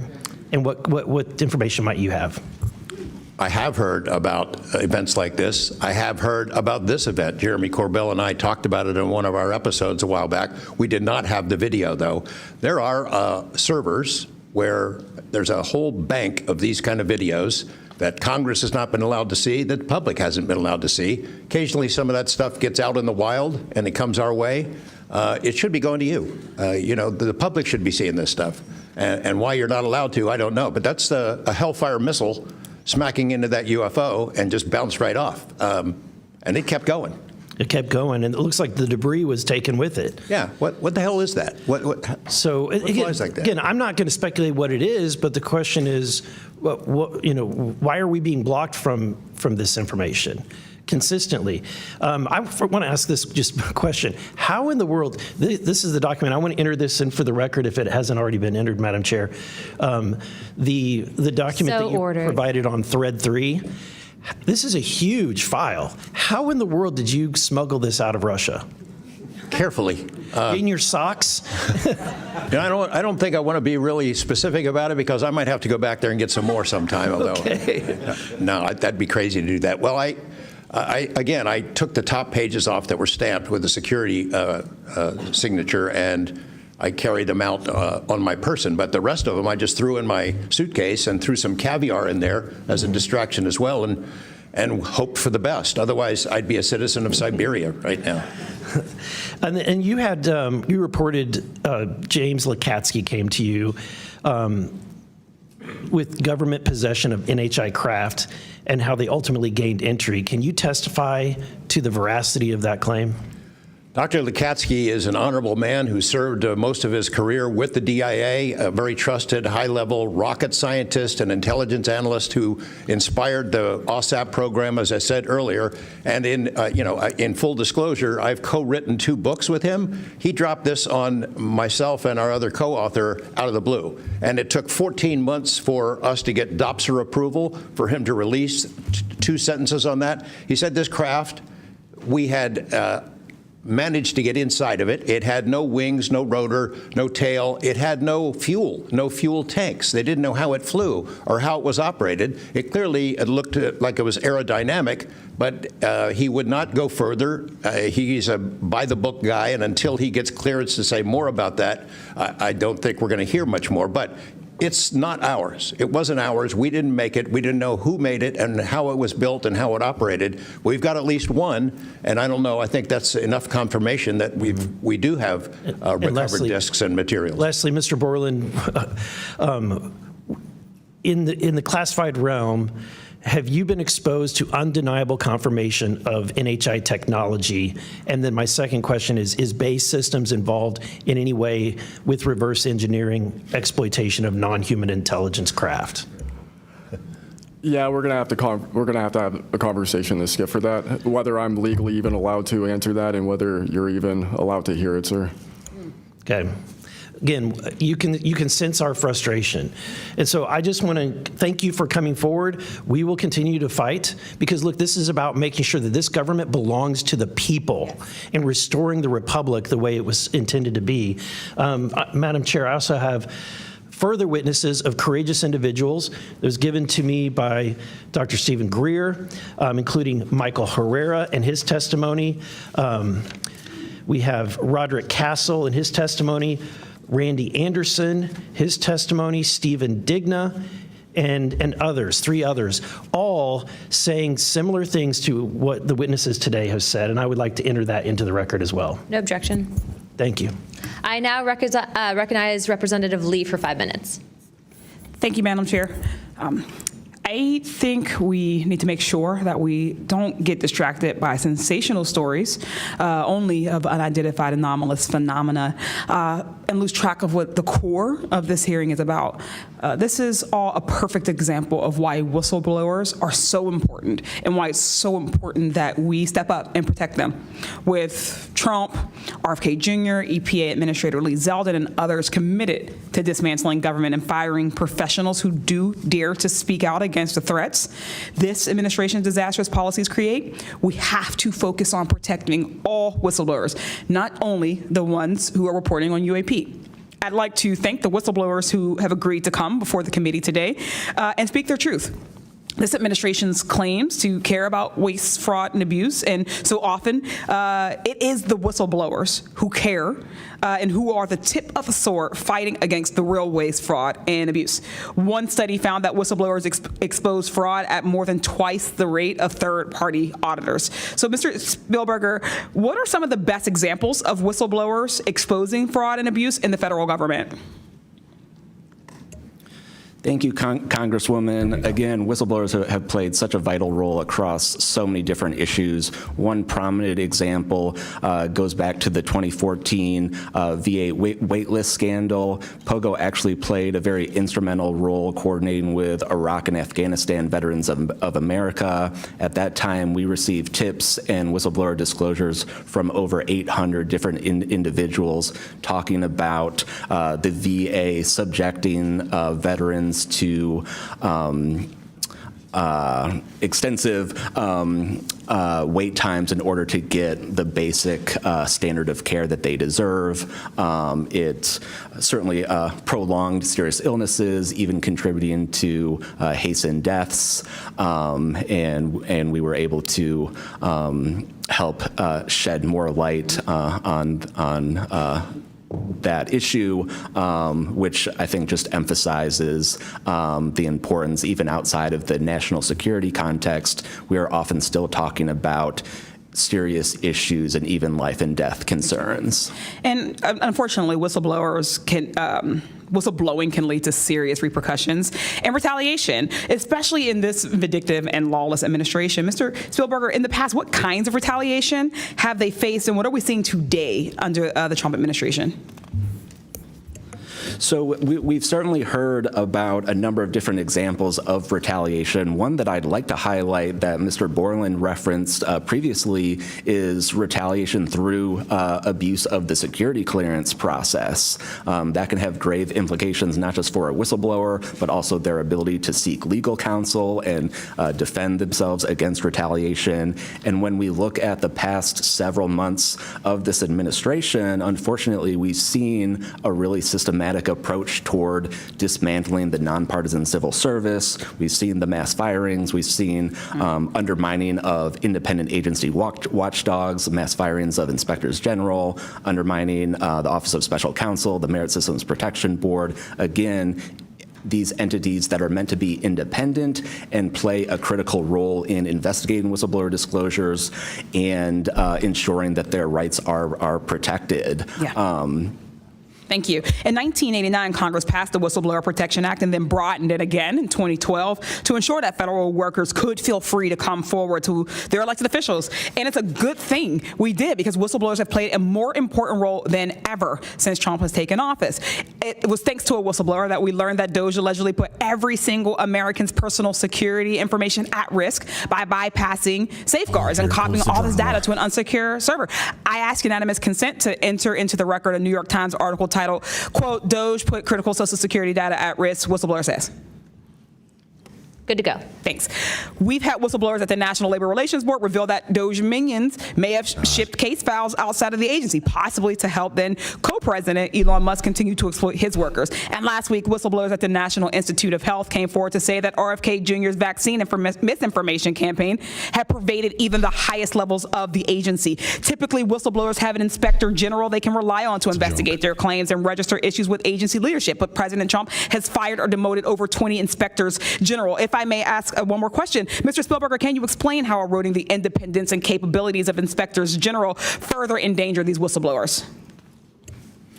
Absolutely. So again, whistleblowers already face incredibly great challenges in coming forward under normal circumstances. And when we erode these entities that are expected and required to enforce whistleblower protections, fairly investigate their disclosures. It calls into question the integrity of their investigations and findings, whether they'll take whistleblowers seriously when they come forward, and whether we can trust that they will use their authority to enforce the protections of whistleblowers who do come forward, essentially whether they will continue in their role as an independent watchdog or basically become a lapdog for a current or future president. Thank you. And I will take no more liberties. I yield back. Thank you. I now recognize Mr. Crane for 5 minutes. Thank you, Ms. Chairwoman, for holding this hearing. Thank you to the witnesses for appearing. In the effort of transparency here, I got to admit to the witnesses that, growing up, I really never believed in UFOs or any of this stuff. I always thought it was a little kooky and whatnot, but after hearing, your testimony from honorable service members, watching videos like my colleague, Mr. Burlison, just presented, I got to admit, I've become a believer. Not that I know where these things come from or, what they really are up to, but I'd like to start with asking the witnesses. Mr. Nusatelli, you were in the Air Force, right? Yes. Did you believe in UFOs prior to your encounter? I've always been interested. Okay. Yes. Chief Wiggins, you're currently in the Navy, is that correct? Correct. Did you believe in UFOs before your encounter? I did. I'm from Las Vegas, and I've watched George Knapp my whole life. Okay. What about you, Mr. Borland? I have always been open to where facts go, so. Were you guys scared or hesitant to come forward and tell your story because of fear and believing that you might be reprimanded or ostracized from society because of your stories? Mr. Nusatelli? Yes, absolutely. I probably would not have come forward if I didn't have documentation to prove some of my story, and I also wouldn't have come forward without the people that paved the way for us in the first congressional hearing.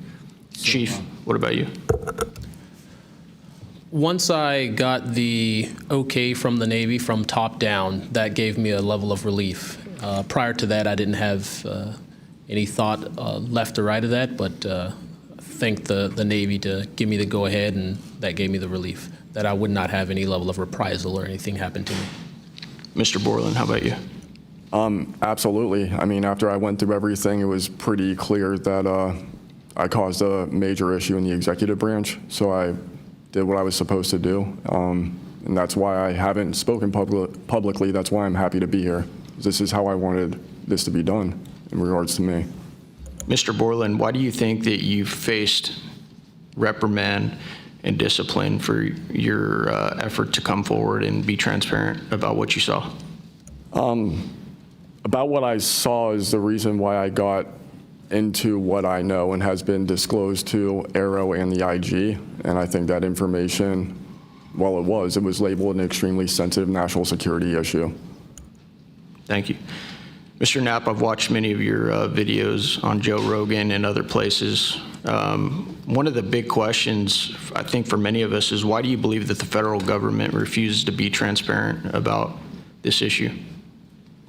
I think there's probably multiple reasons. At the start, when these things first started invading our skies in large numbers, we were scared. It was right after World War II, and we didn't know what they were, and they didn't want to panic the public, and that was probably a good call. Over time, I think the lying sort of became institutionalized, Flights over Washington, D.C. in 1952, they're seen, they're captured on radar, jets are chased after these objects, and then we get an explanation it was a temperature inversion. And those kind of lies have been told for a long time. What was told to me by an investigator from Congress, a guy named Richard D'Amato, who was sent after this story by Robert Byrd and Harry Reid, he came out to Nevada, tried to get into Area 51, did get in there, looked around, talked to people, trying to get to the bottom of it. He believed that this program, reverse engineering, et cetera, was had been moved inside these corporations. And he said, when this comes out, people are going to go to prison. And he meant people who were basically misusing legitimate national security funds, tens of billions of dollars, in order to keep this cover-up going.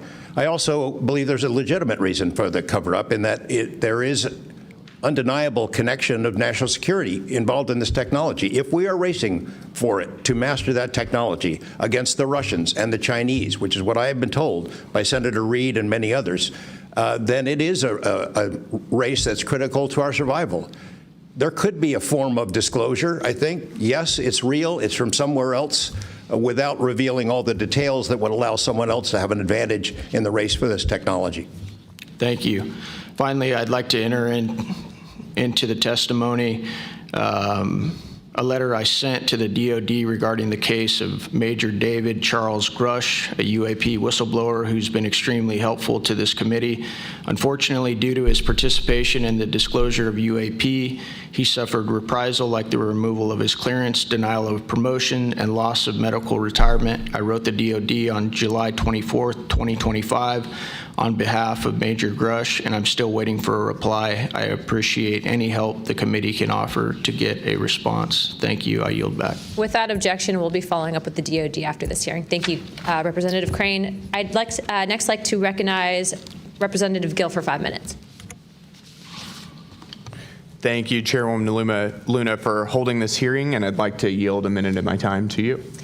Perfect. My first question is to Mr. Knapp. Mr. Knapp, how do we know that the files that you obtained from the former Soviet government are not BS and just given to you as a disinformation campaign against the U.S. government?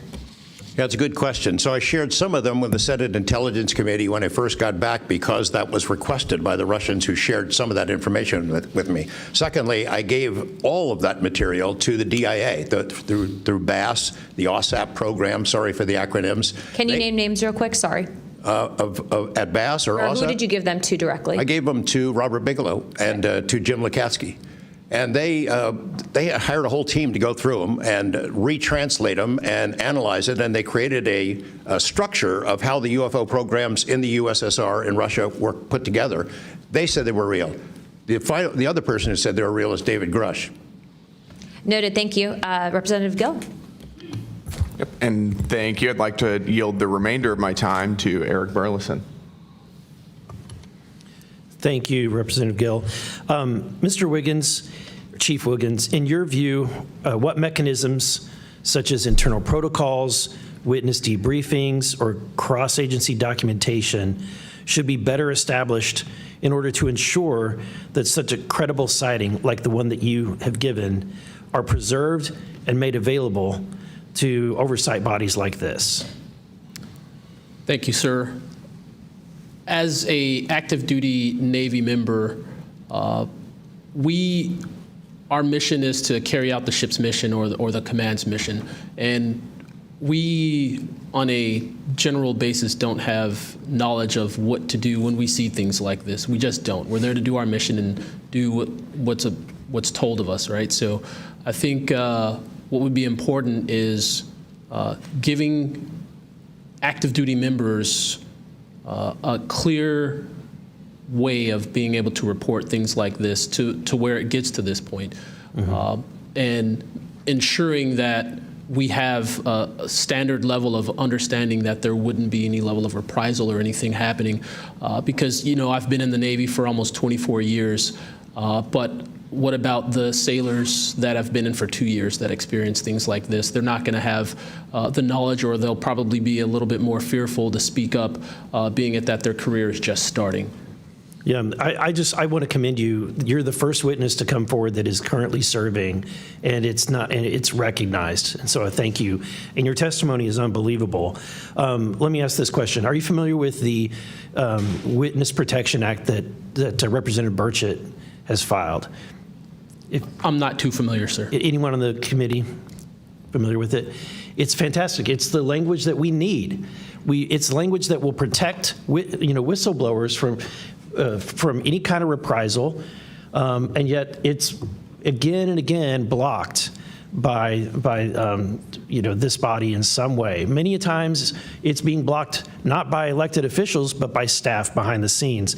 And the other bill, the UAP Disclosure Act, which was filed last year, Senator Schumer, who I cannot believe that there's a topic that he and I agree on, but he and I agree on this topic. He has sponsored it in the Senate. He put it on the National Defense Authorization Act last year. Remarkably, I can't get it on it was stripped out by the House last year, and I can't get it onto the bill leaving the House this year. Mr. Knapp, how far would that bill go to actually getting the answers that we need? Pretty far. I think that they're still going to have roadblocks. You know, the keepers of the secrets, the private companies that have been doing this job for intelligence agencies for a long time, are not going to cough it up. You'd have to force it out of them. And whether you can get them to admit that they have it or not, I mean, they're supposed to lie about it. They've been lying about it. You know, more power to you. I hope it works. I hope it passes this time. But it's a daunting challenge to get them to open up after lying about it for more than 75 years. Yeah. And then finally, Mr. Borland, when you engaged with Arrow in 2023, you noted that their public statements did not match the reality that you and others had witnessed. In your assessment, what were the key limitations of Arrow? You know, I would put it to you this way. The statement Arrow has made is scientific evidence of extraterrestrials. Scientific evidence requires a scientific control. Extraterrestrial is an entity on another planet. The only way to scientifically prove extraterrestrial is we have to go to that planet, acquire technology, bring it back, and compare it to what we have here. So you're saying they won't let anything out because, or they won't come forward unless they confirm that unless they go to the planet and confirm where its origin is. That would be scientific evidence, yes. And by that statement, Arrow found no scientific evidence of extraterrestrials is basically, I don't want to call it a psyop, but a misrepresentation, because we do have things. But making that statement is not technically a lie. It's a misrepresentation of the full truth. Thank you. Madam Chair, may I, just since we're on that topic real quick, how do we get to these other planets? How do we pass the Van Allen radiation belt safely? Good question for you. I cannot answer that for you. Thank you. I would now like to recognize Mr. Perry for 5 minutes. Thanks, Madam Chair. I think I'll start with maybe Mr. Borland. So you have a clearance, right? You're in uniform, you have a clearance. When did you leave service? What year? I left in 2013, February 2013. Who was the president, if you recall? 2013 would have been President Obama, sir. Wasn't President Trump, right? No, sir. Okay, so you have a clearance, right? You're serving in uniform, you have a clearance. Yes, Your sir. story, you know, I think many of us are kind of picturing the scene. You walk out in the flight line, having a smoke, this event occurs. Do you have the perception, at least I do, based on your story, that this involves the U.S. government? Whatever you saw involves the U.S. government. That is 100% my opinion then and now. And was there an after action? Do you do a daily debrief of the activities of the day? Was any of that recorded? Was there a conversation with the command? Was there any documentation that you know of at the time? Not to my knowledge. I mean, like I said, I talked about it on the ops floor, and a couple of people had pulled me aside, some older enlisted, and were like, you probably want to keep that to yourself. So did you get the impression that they knew what you were talking about, just didn't want you to harm your career or seem crazy, or that they didn't really witness? Did you know anybody else that witnessed what you saw? Again, not that night. Like I said, the only people that would have been out there would have been security forces, and then those of us that were doing ops. Security forces in uniform or contract? Probably both. Did you talk to them? Did anybody talk to them in an after action? Not to my knowledge, sir. Was there any interest in the command to determine and verify what you saw? Not to my knowledge, sir. It's unfortunate. Chief Wiggins, thank you for your service. Gentlemen, thanks all of you for your courage to be here. Your story's a little bit different. Sounds like it, well, for both of you guys, and also Mr. Nusatelli, if this were sanctioned by the U.S. government, even though you have a clearance, but it's classified above the clearance level, do you see any reason why they would allow you access, being present, viewing it, hearing it, you know, being around it? Like, what is this, an accident? Like, does the U.S. government make these kind of accidents? They make accidents, mistakes like this? Like, oh, we're doing this test of this new system, and we forgot these guys were standing here. Does that sound like something that the U.S. government would do? No, sir. Some of the launches we were doing were like $5 billion projects that had taken like 10 years to develop the technology. And these objects were coming right up to the launch pad. So any kind of mistake, I mean, it could cause a catastrophe. Right. So it's very confusing why these objects would be operating in and around our bases or during training exercises. So it would lend you to believe that the U.S. government had nothing to do with whatever it is you saw. Correct. They wouldn't want it there because it would potentially interrupt the proceedings at the time. Was there an after action? Was there a discussion by your command was there an investigation? It's pretty significant activities that you were involved in. Was there an investigation that you know of? We conducted investigations in real time. Right. We document all the evidence, but as far as anything from higher up, I don't know if there was an investigation done. No information came down on what we should do. Were you ever interviewed at someone else's request? About that incident? Yeah, about the incident. I don't believe so. Do you think you find that odd? If something happens, you're around multi-million, maybe billion-dollar operations and launches of national security interests, very sensitive. There's an anomaly in the operation. The only person witness that saw a UAP at Vandenberg at that time frame that was interviewed was the one that witnessed the thing land. Well, I don't know why I'm asking you, but it seems to me that we would want to interview everybody associated, even not associated, to find out if they were associated. Chief Wiggins, how about you? Was there an investigation? Was there an after action? Was there documentation on the incident that you were privy to? No, sir, not that I know of. And in my previous experience as an operations specialist, all operations that I've been a part of have been deliberate. So yeah, they're and deliberate operations. After the operation, you conduct an after-action review, or that's what the Army calls it. I don't know what I imagine the Navy has something similar to determine your weaknesses, your successes. Did you do that in regard to this incident? No, sir. The Navy calls it after-action reports, and not to my knowledge was there an after-action report of this incident, sir. It's unfortunate. Thank you, Chair. I yield. I now recognize Mr. Biggs for 5 minutes.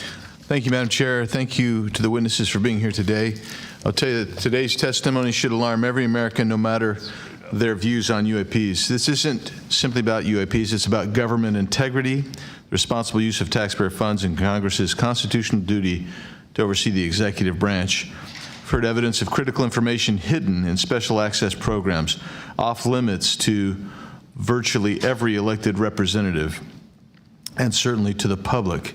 Credible witnesses report retaliation for speaking out. These are clear attempts to silence those who are exposing the truth.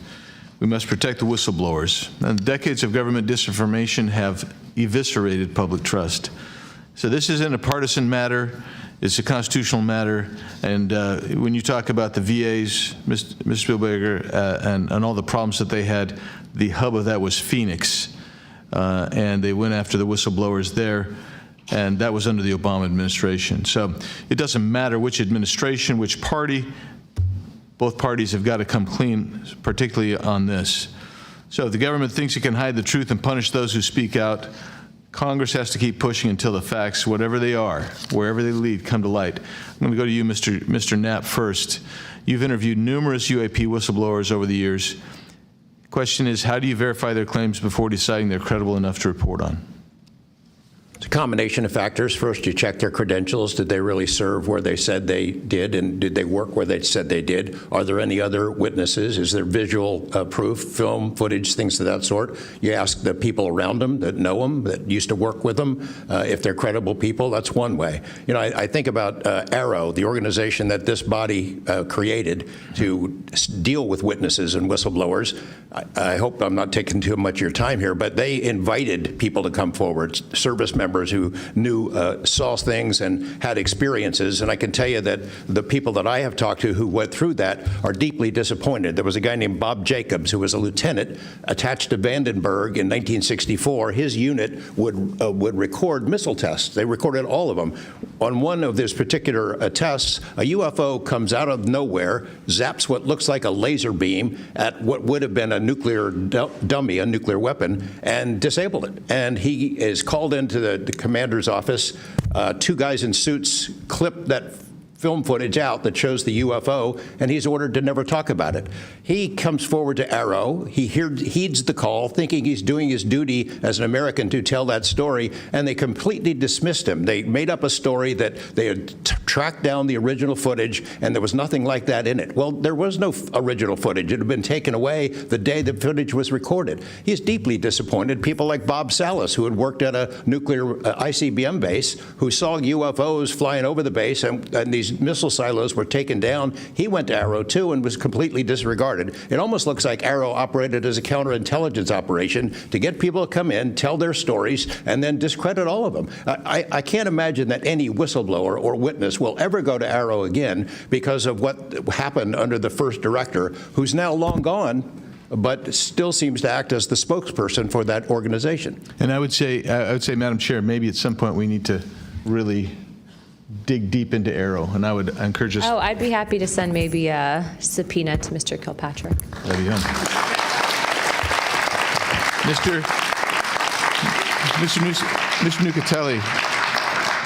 Nucatelli, you've testified that official Air Force records of the Red Square incident are now held by Arrow and the FBI.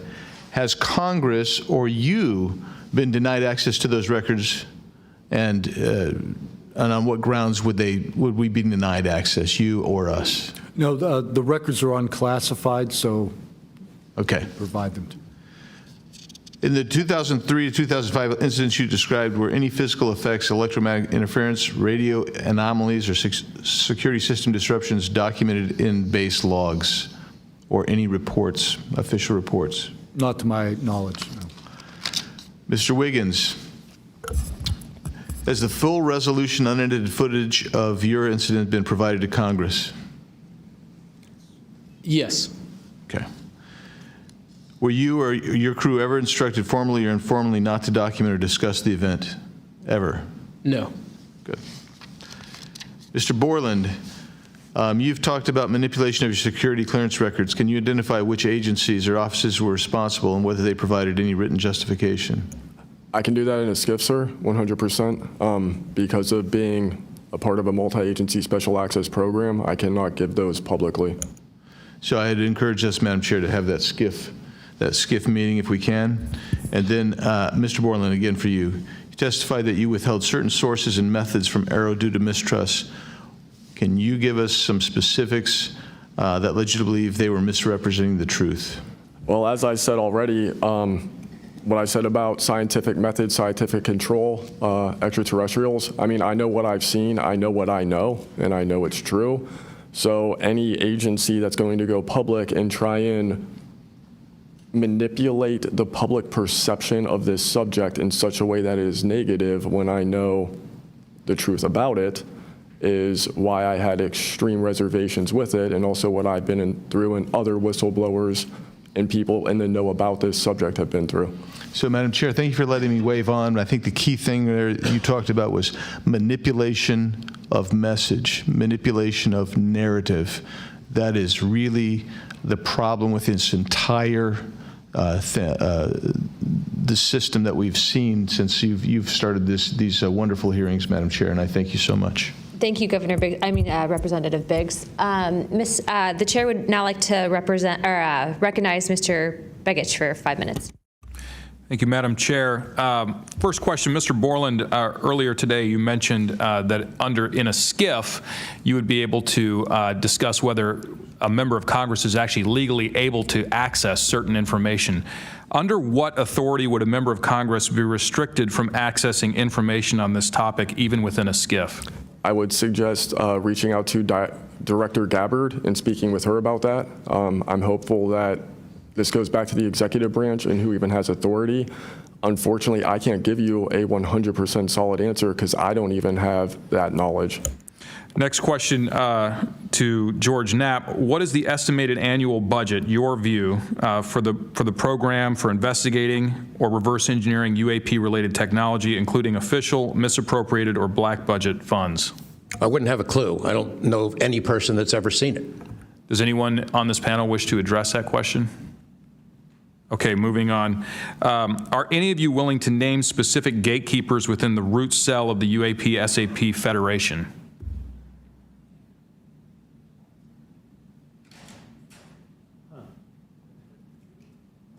You mean specific people and contractors that have dealt with us and kept the secret? Specific individuals. Well, one of them was named Dr. James Ryder at Lockheed.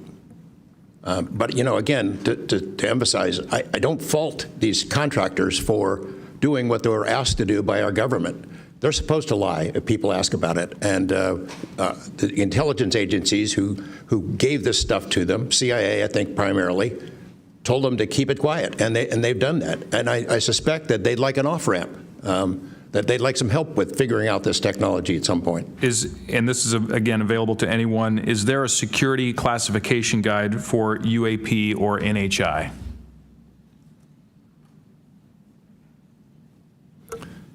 I remember in the 2003 or 2023 hearing, it was stated that all UAP related material is classified secret or above.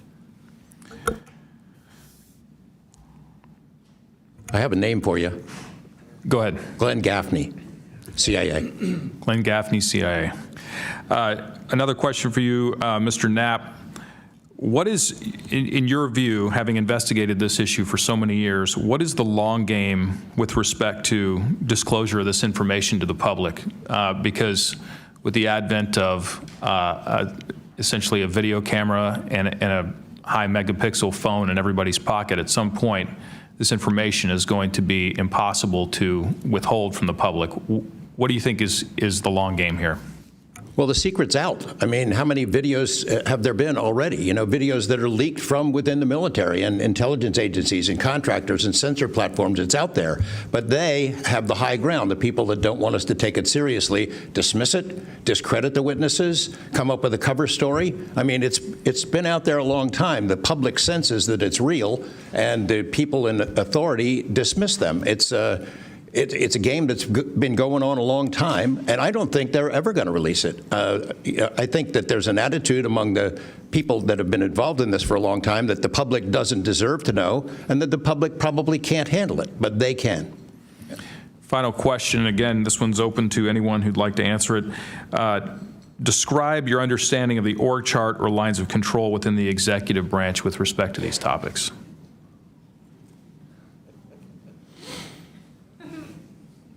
And if you'd like to address that in a skiff, feel free to say so.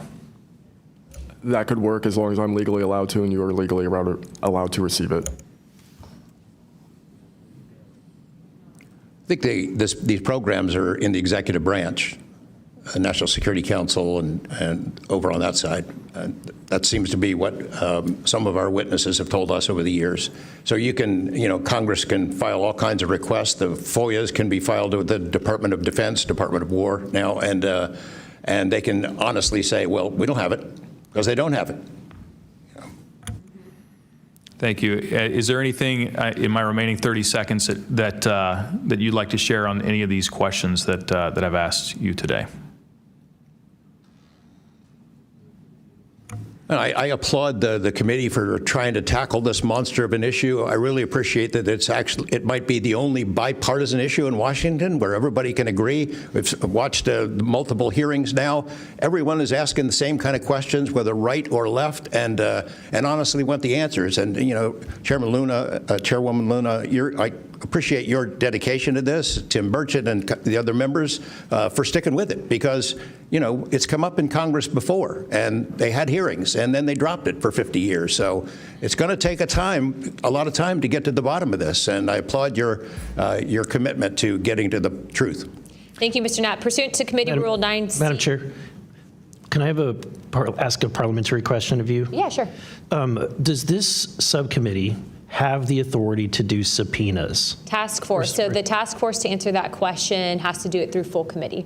Okay. So, and also in regards to immunity, which to Mr. Borland's point, we are going to be doing a motion to ask for immunity for you and a few other people to come into a skiff and tell us what you know without being subject to the Espionage Act, et cetera. Thank you, ma'am. So that's just kind of an update. But as a task force, because we're not a full subcommittee and there are certain authorities that haven't been granted to us, probably because they don't want us to have it. But there are ways to work around it, so we're kind of figuring that out. Pursuant to Committee Rule 9C, the majority and minority will have an additional 30 minutes each to ask questions of the witnesses without objection. So ordered. With that being said, if you guys want to jump in the queue, I know Representative Crane, Burlison, and likely Burchett have a few more questions. I'll just start out with 2, and then I'll pass the buck to Burlison. Burchett, do you have anything? Burchett and then Crane. Just real quick, Mr. Knapp, and short answers, please, because of time. How much of these alleged Russian crash retrieval documents have already been physically out there? So, I mean, percentage-wise of the documents that you submitted to Congress, what was public already and what was not newly? Maybe 1%. Okay, so the rest of it should be predominantly new information. Yep. Also, can you just elaborate real quick? I know you had, I think, mentioned a Thread 3 program, but also alleged in those documents, I got through maybe half of them last night. There's a lot, and I don't speak Russian, contrary to what my people might allege. What does the Thread 3, was there any specific programs that existed within the Soviet government or groups to specifically investigate this? By name, real quick. It's a number. There's a number in those documents I gave you. There was a larger program that actually had 3 sub-programs. That was Thread 3 was the name I got, and then the DIA guys who looked at it figured out there was a much larger organization. And it's listed in those documents? Yes. Okay, thank you. Real quick, I'd like to ask the committee to replay that video that Burlison had played earlier. I want to ask every witness here, specifically ones that have sensor training or have been able to recognize some of this movement real quick. So if you guys can please roll that real quick.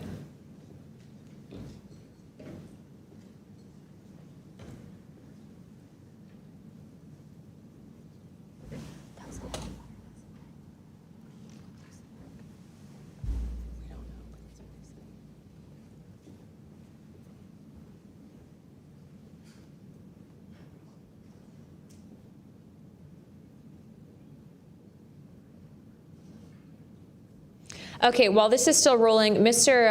Nusatelli, real quick yes or no answers. Are you aware of anything in the government, United States government arsenal that can split a Hellfire missile like this? No. And do whatever blob thing it did and then keep going? Nothing? Nothing. All right, how about you, Chief Wiggins? Nothing to my knowledge, ma'am. Okay, and how about you, Mr. Borland? I prefer to answer that in a skiff. Okay, does this video scare you guys? Yes or no? Yes. Wiggins? Yes. Nat? I had a different reaction. I was really happy that it got out. Thanks for providing Curiosity that, kills the Congressman. cat. All right, Mr. Borland? Yes, for... Okay.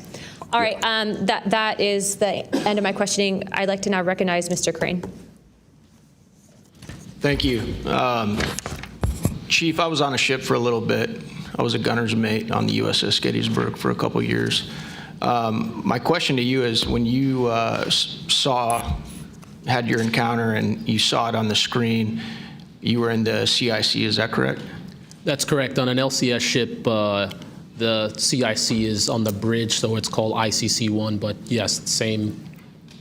Did a bunch of the other folks in the CIC come and check out what you were looking at? Yes, we all did. The tactical action officer, myself, the RCO, and 2 others that were on watch. We were all in the same space, so we were all looking at the Sapphire screen all at the same time. Because in the other couple instances with the witnesses, you guys just saw it by yourself. Is that correct? Mr. Borland, you saw it by yourself? For me, yes, sir. Mr. Nusatelli, you saw this by yourself? No, there were multiple witnesses in every case at Vandenberg. Okay. So, Chief, did that spread like wildfire throughout the ship in the next day or 2, what you guys had seen? No, sir. It didn't spread throughout the ship, but it spread throughout ICC-1 conversation. As you do your turnover, we talk about it. But it didn't go further than just the watchstanders that stood watch on the bridge. and an ICC-1. So it did move around there throughout a few days.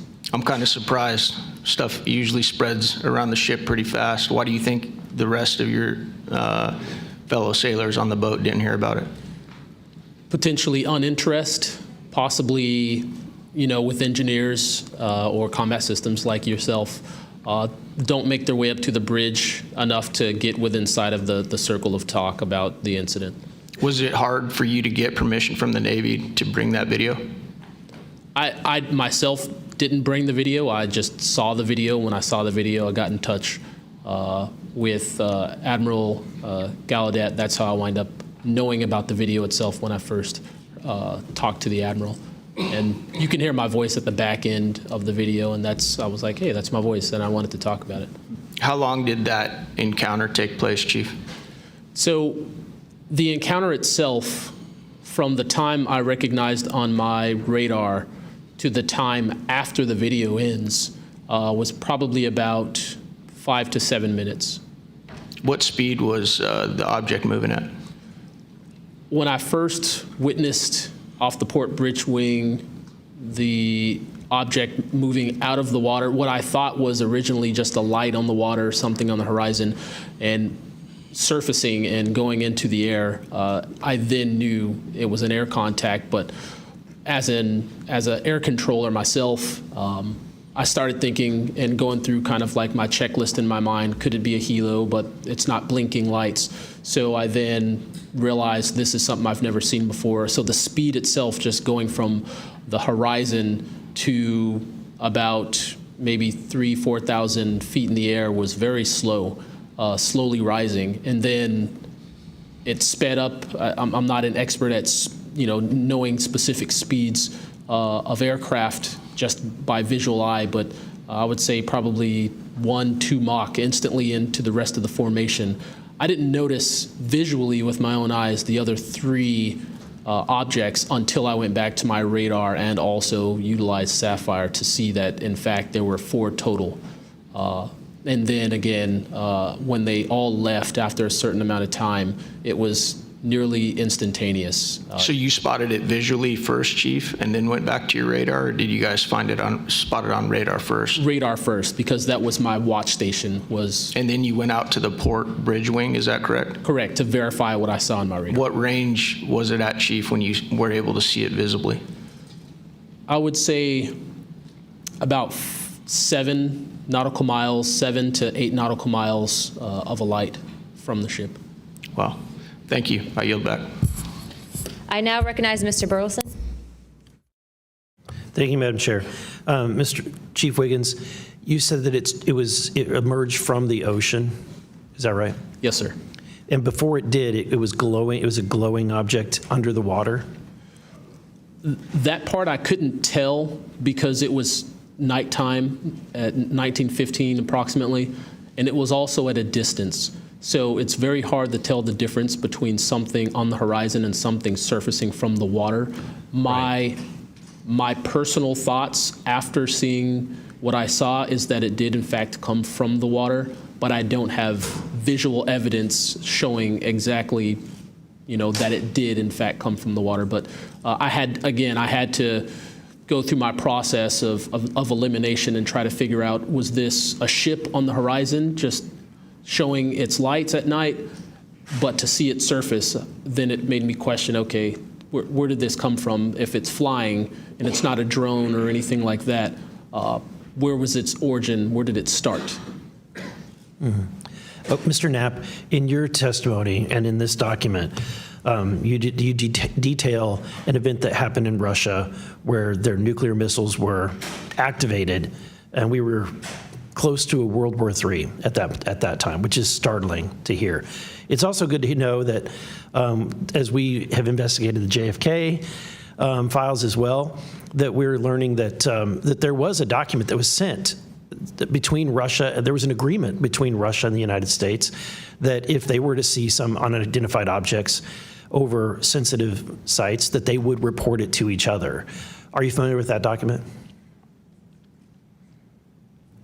Yes, I'm also familiar with the public rhetoric between President Reagan and Gorbachev at the time, too, that they traded statements about wouldn't it be something if we were threatened by something from way outside, how we might work together. I know for sure that they had conversations about it, and I know we did reach an agreement to try to lessen the possibility that us detecting a UFO or group of UFOs would not be mistaken for a bunch of Russian missiles. There were exchanges of that sort that went back and forth. Yeah, and I can imagine this is, to me, the validity of this document is underscored by the fact that Russia would not want this to be known. They absolutely would not want to know, the public to know, or the United States to know, that there was a vulnerability in their missile systems. Would you agree? Absolutely. And, and we had many similar incidents at our nuclear weapons facilities here that have all been sort of swept under the rug. But it's pretty scary when you take down 10 missile silos during tense times,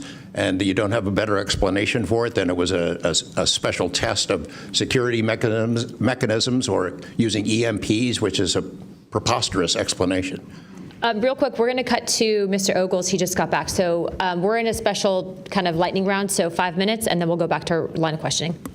Thank you, Madam Chair. You know, at this point, I think it's clear from the hearing that there's advanced technologies that are taking place in our airspace. You know, the question is, and I posed it in one of the previous hearings, is it ours, is it theirs, or is it otherworldly?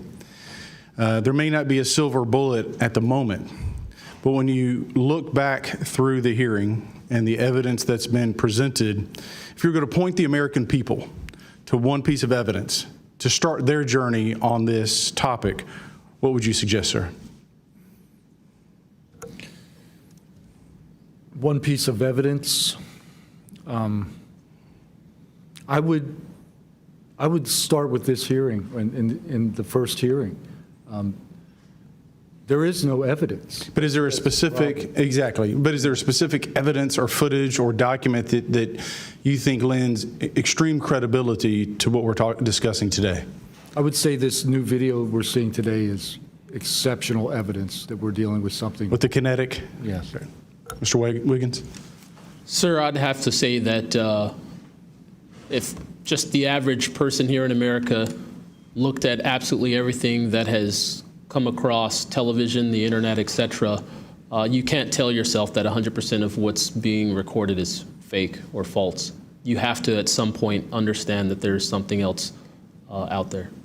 Well, I mean, and you bring an interesting point. You know, in the law enforcement community, anytime you're conducting an investigation, you're always looking at the totality of the circumstances. You're looking at all the evidence and how they piece together.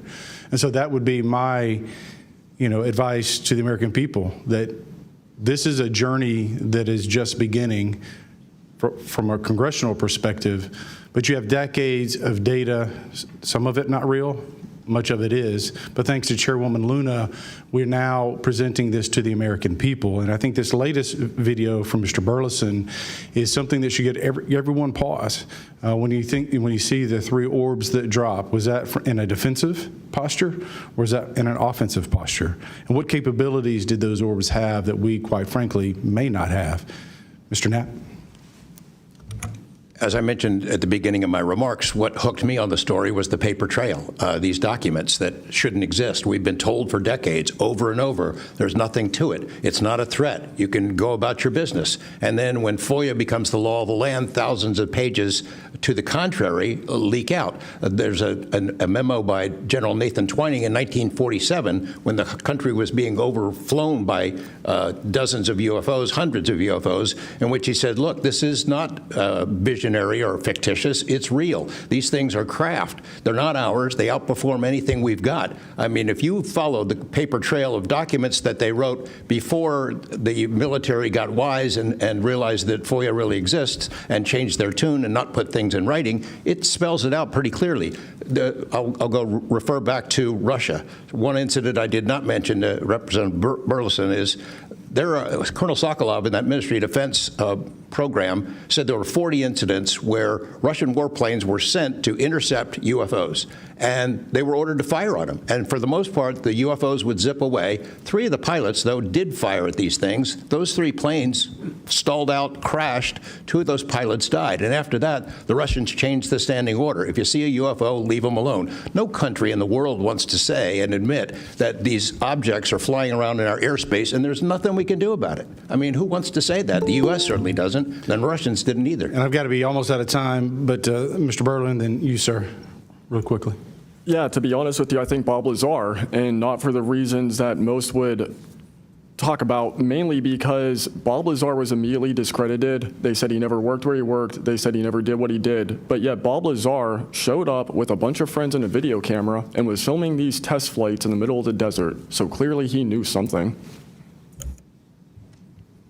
Madam Chairman, if I'm out of time, I yield back. Thank you very much, Representative Ogles. I'd like to go back now on our lightning round of questioning to Representative Burchett and then Burlison. Burchett, always number one. That's what I should be. Number one in your heart, number 435 on the chart. That's me. Dylan, knowing you testified to Arrow, are they obfuscating when they claim to have discovered no evidence of extraterrestrial beings, activity, or technology, and are they lying to the American public? As I said before, it's a manipulation of the public perception. The statement, scientific evidence of extraterrestrials, is a true statement. It is not the truth about what is happening and what we have. Any of y'all like to comment on that further? Mr. Knapp, you're getting edgy. It's splitting hairs. No proof that they're extraterrestrials. What would that proof look like? A piece of kryptonite? What would it be? I mean, we could be talking about different forms of non-human intelligence. I think the dominant paradigm is that they come from outer space, somewhere else, and they have some way that they can cross those vast distances that we can't even imagine doing. But not necessarily. That's not necessarily the answer. So asking for proof of extraterrestrials might not be the answer at all. It's splitting hairs.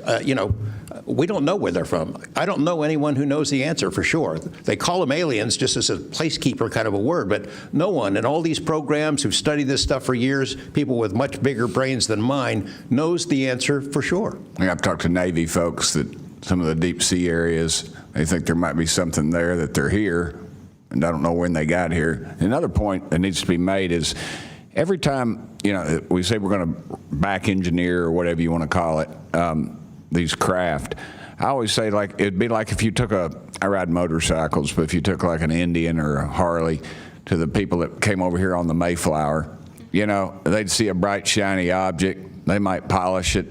They might get it started. I doubt they could. They couldn't work on it. They couldn't put fuel. They wouldn't be able to have the capability of putting fuel in it.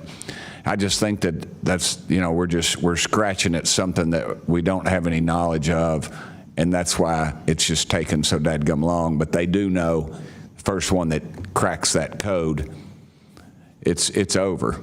I mean, it's energy, it's power, it's everything. And I worry too that in the wrong hands that they do that, they keep it from the rest of us because they're so invested in whatever energy sources we have here that their billionaire buddies are going to profit, and they can't retool because they know once it's out on the internet, it's over. And so I think there's a lot of things going after, and I think that's why the move to discredit folks is so rapid too. I think they point to them and they put the dogs on them. And it disgusts me. There's a price to be paid for that, too. The Russians and Chinese are trying to figure this out as well, but they don't have the same kind of stigma. They tell their best scientists and engineers, get in there and work on it. And they've been doing it for a very long time, might have a head start on us. Here, we don't have our best scientists and engineers working on it because they've been told it's nonsense. The stigma is very real for people like that. I agree. Yield back, Chair Lady. Thank you. I'd now like to recognize Representative Burlison. Mr. Nusatelli, when you heard the testimony of Mr. Knapp talking about these missiles were shut down or turned on in Russia, does that remind you, when you hear these stories, it's got to remind you of the event that happened on your base? Absolutely. There are many accounts of incursions of this type taking place. I believe in the 60s we had a similar incursion in New England, and same thing happened. There were these objects coming over the base at low altitude, 200 feet over the base security police, and they were scrambling fighters, and then the objects would just fly off, and that went on for weeks. So the historical record has laid out that there's a pattern. that our installations are visited by these craft. They come in and do whatever they're doing, and then they leave. And we don't know how to respond. We don't know how to protect the installation. So that's why we're here. When you first heard, and we're having to report on these incidents that were being witnessed by other individuals, did you believe them? Did you yourself believe it would be true until you saw it? Yeah, these are people I've worked with for years, deployed with. I was in some of their weddings. These are people that I worked with every day of my life. Usually when the events were occurring, we were all together. There'd be 40, 60, 100 people on duty during these encounters. Really? Yeah. All seeing it at the same time? Yes, these encounters were playing out while we were on duty, and we were responding and investigating in real time as they occurred. And as you said, the importance of your operation was highly important because they said it's the most important in 25 years. The research that you were conducting. For that particular launch, we had 500 Air Force police officers guarding the launch. 500 people. It was that critical. Wow. But had this thing showed up, we wouldn't have been able to do anything to prevent it showing up. Real quickly, can you just re-describe size and whether or not you heard anything? It was how big, wise? The two square objects were at least as large as a football field. The second encounter, they think it was much larger than a football field. We're talking like flying buildings. The object I saw was about 30 feet in diameter. And to confirm, you were not the only person that saw this? Correct. I think I was also told that there was also reports of this in a police blotter in the area. Can you confirm that? Yes, that's the documentation that I maintained from the original event and turned into Aero and the FBI. Okay. Do you have any more, Burlison? No, Madam Chair, I just want to reiterate to the American people that if you're frustrated, so are we. We're extremely frustrated. We've been, the 2-3 years. I can only imagine how frustrated Mr. Knapp is or Danny Sheehan is, and the amount of time that you guys have poured into this to try to get answers. Jaime Masson is back there. He's been pouring to try to get answers into this. I hope that you all see that we're committed to this, and we're going to be scrappy about it. We may not have the direct authority, but I can assure you Representative Luna is about as scrappy as it gets. I wouldn't want to scrap with her. But that being said, I think that if the American people want to see answers, we need to action. We've had the hearings. It's time to take action. It's time that we pass Tim Burchett's Whistleblower Act. It's time that we pass the UAP Disclosure Act. And I think that we've had a lot of talk about this. It's time for action. Thank you, Burlison.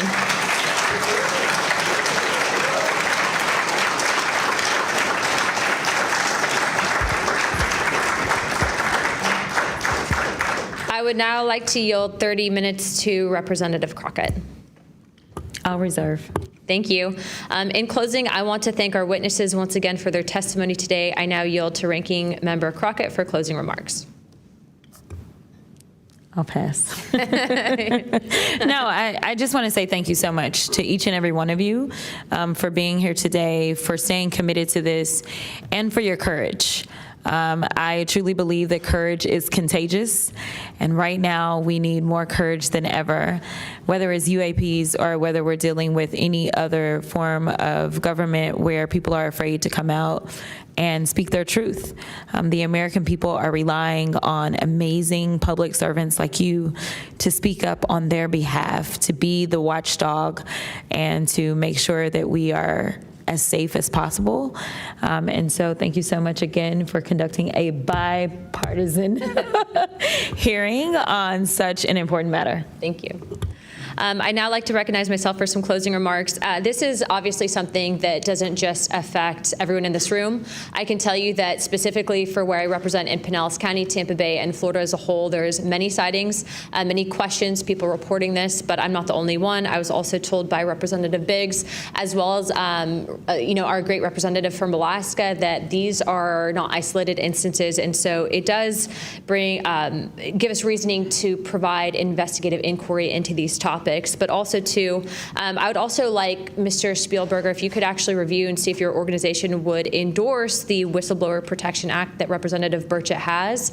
I can tell you that I will be signing on to a letter, as well as I'm sure many other members of this task force, and we hope that the ranking chairwoman, or my colleague here, Representative Crockett, as well as our Democrats that were here today, consider also signing on to that, as we do feel that it is time to ensure that our whistleblowers are given adequate protections and that people like Mr. Borland are not facing retribution in the way that they have been. With that being said, with all that and without objection, all members have 5 legislative days within to submit materials and additional written questions for the witnesses, and which will be also forwarded to those witnesses. If there are no further business, without objection, I'd like to now recognize Representative Burchett for closing remarks. I would just like to thank the ranking member and the chair lady for their courage. This is a tough issue. We all catch hell for it, and it's but it's gratifying that we're here in a bipartisan nature and the way this meeting was conducted. And I want to thank y'all for your courage. Thank y'all. And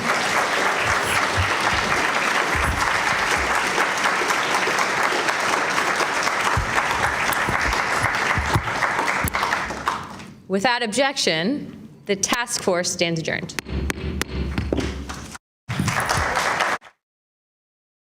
And there we have it. We made it to the end of the hearing that we've been waiting for so long. Good to see you, Gene. Are you with us, Mike?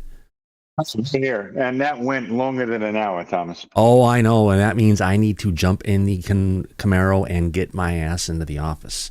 One thing I do want to bring up, I was seeing Annapolena Luna, and she reminded me of someone today, and I figured out who it was. Let me go ahead and bring this up and see if I'm on target. What do you think? Pretty close. That was the girlfriend from 3.5 Men who kept on breaking into their apartment. So. Oh, wow. She really does look like her. Yeah, she does. Yeah. The stalker. Perfect. Yeah, exactly. I wasn't going to say it, but you said it for him, my friend. Anyway, everything should be better. I mean, actually, it was interesting hearing a lot of stuff going on. I'd love to stick around and talk about it, but I can't let this run and me run out of the house and I have a whole studio up and going. If we have some time later tonight, Mike, maybe we'll get together and have a recap on it. Yeah, you know what? There really is a hell of a lot to talk about. Yeah. On this hearing. A lot. So I guess depending on when we will be back together after our work day, we'll see you tonight when we're going to put everything. And we'll talk about it privately when you Absolutely, get back. my friend. I want to thank everybody for coming out today. Hey, we hit 17,500 finally. Again. Yeah. Yep. Good to see people subscribe. Thank you for coming out today. Check out Disclosure Tonight. If you haven't subscribed yet, hit that subscribe button. If you haven't given us a thumbs up, we'd appreciate it, or a thumbs down, depending on what you think. I want to thank everybody for all coming out here today. And as we usually say at the end of every broadcast of Disclosure Tonight, eyes open, no fear, be safe, everybody. But go back to Party City where you belong. Absolutely. We'll catch you in the flip side. Good night, everybody. See you soon. Take care now. Bye-bye.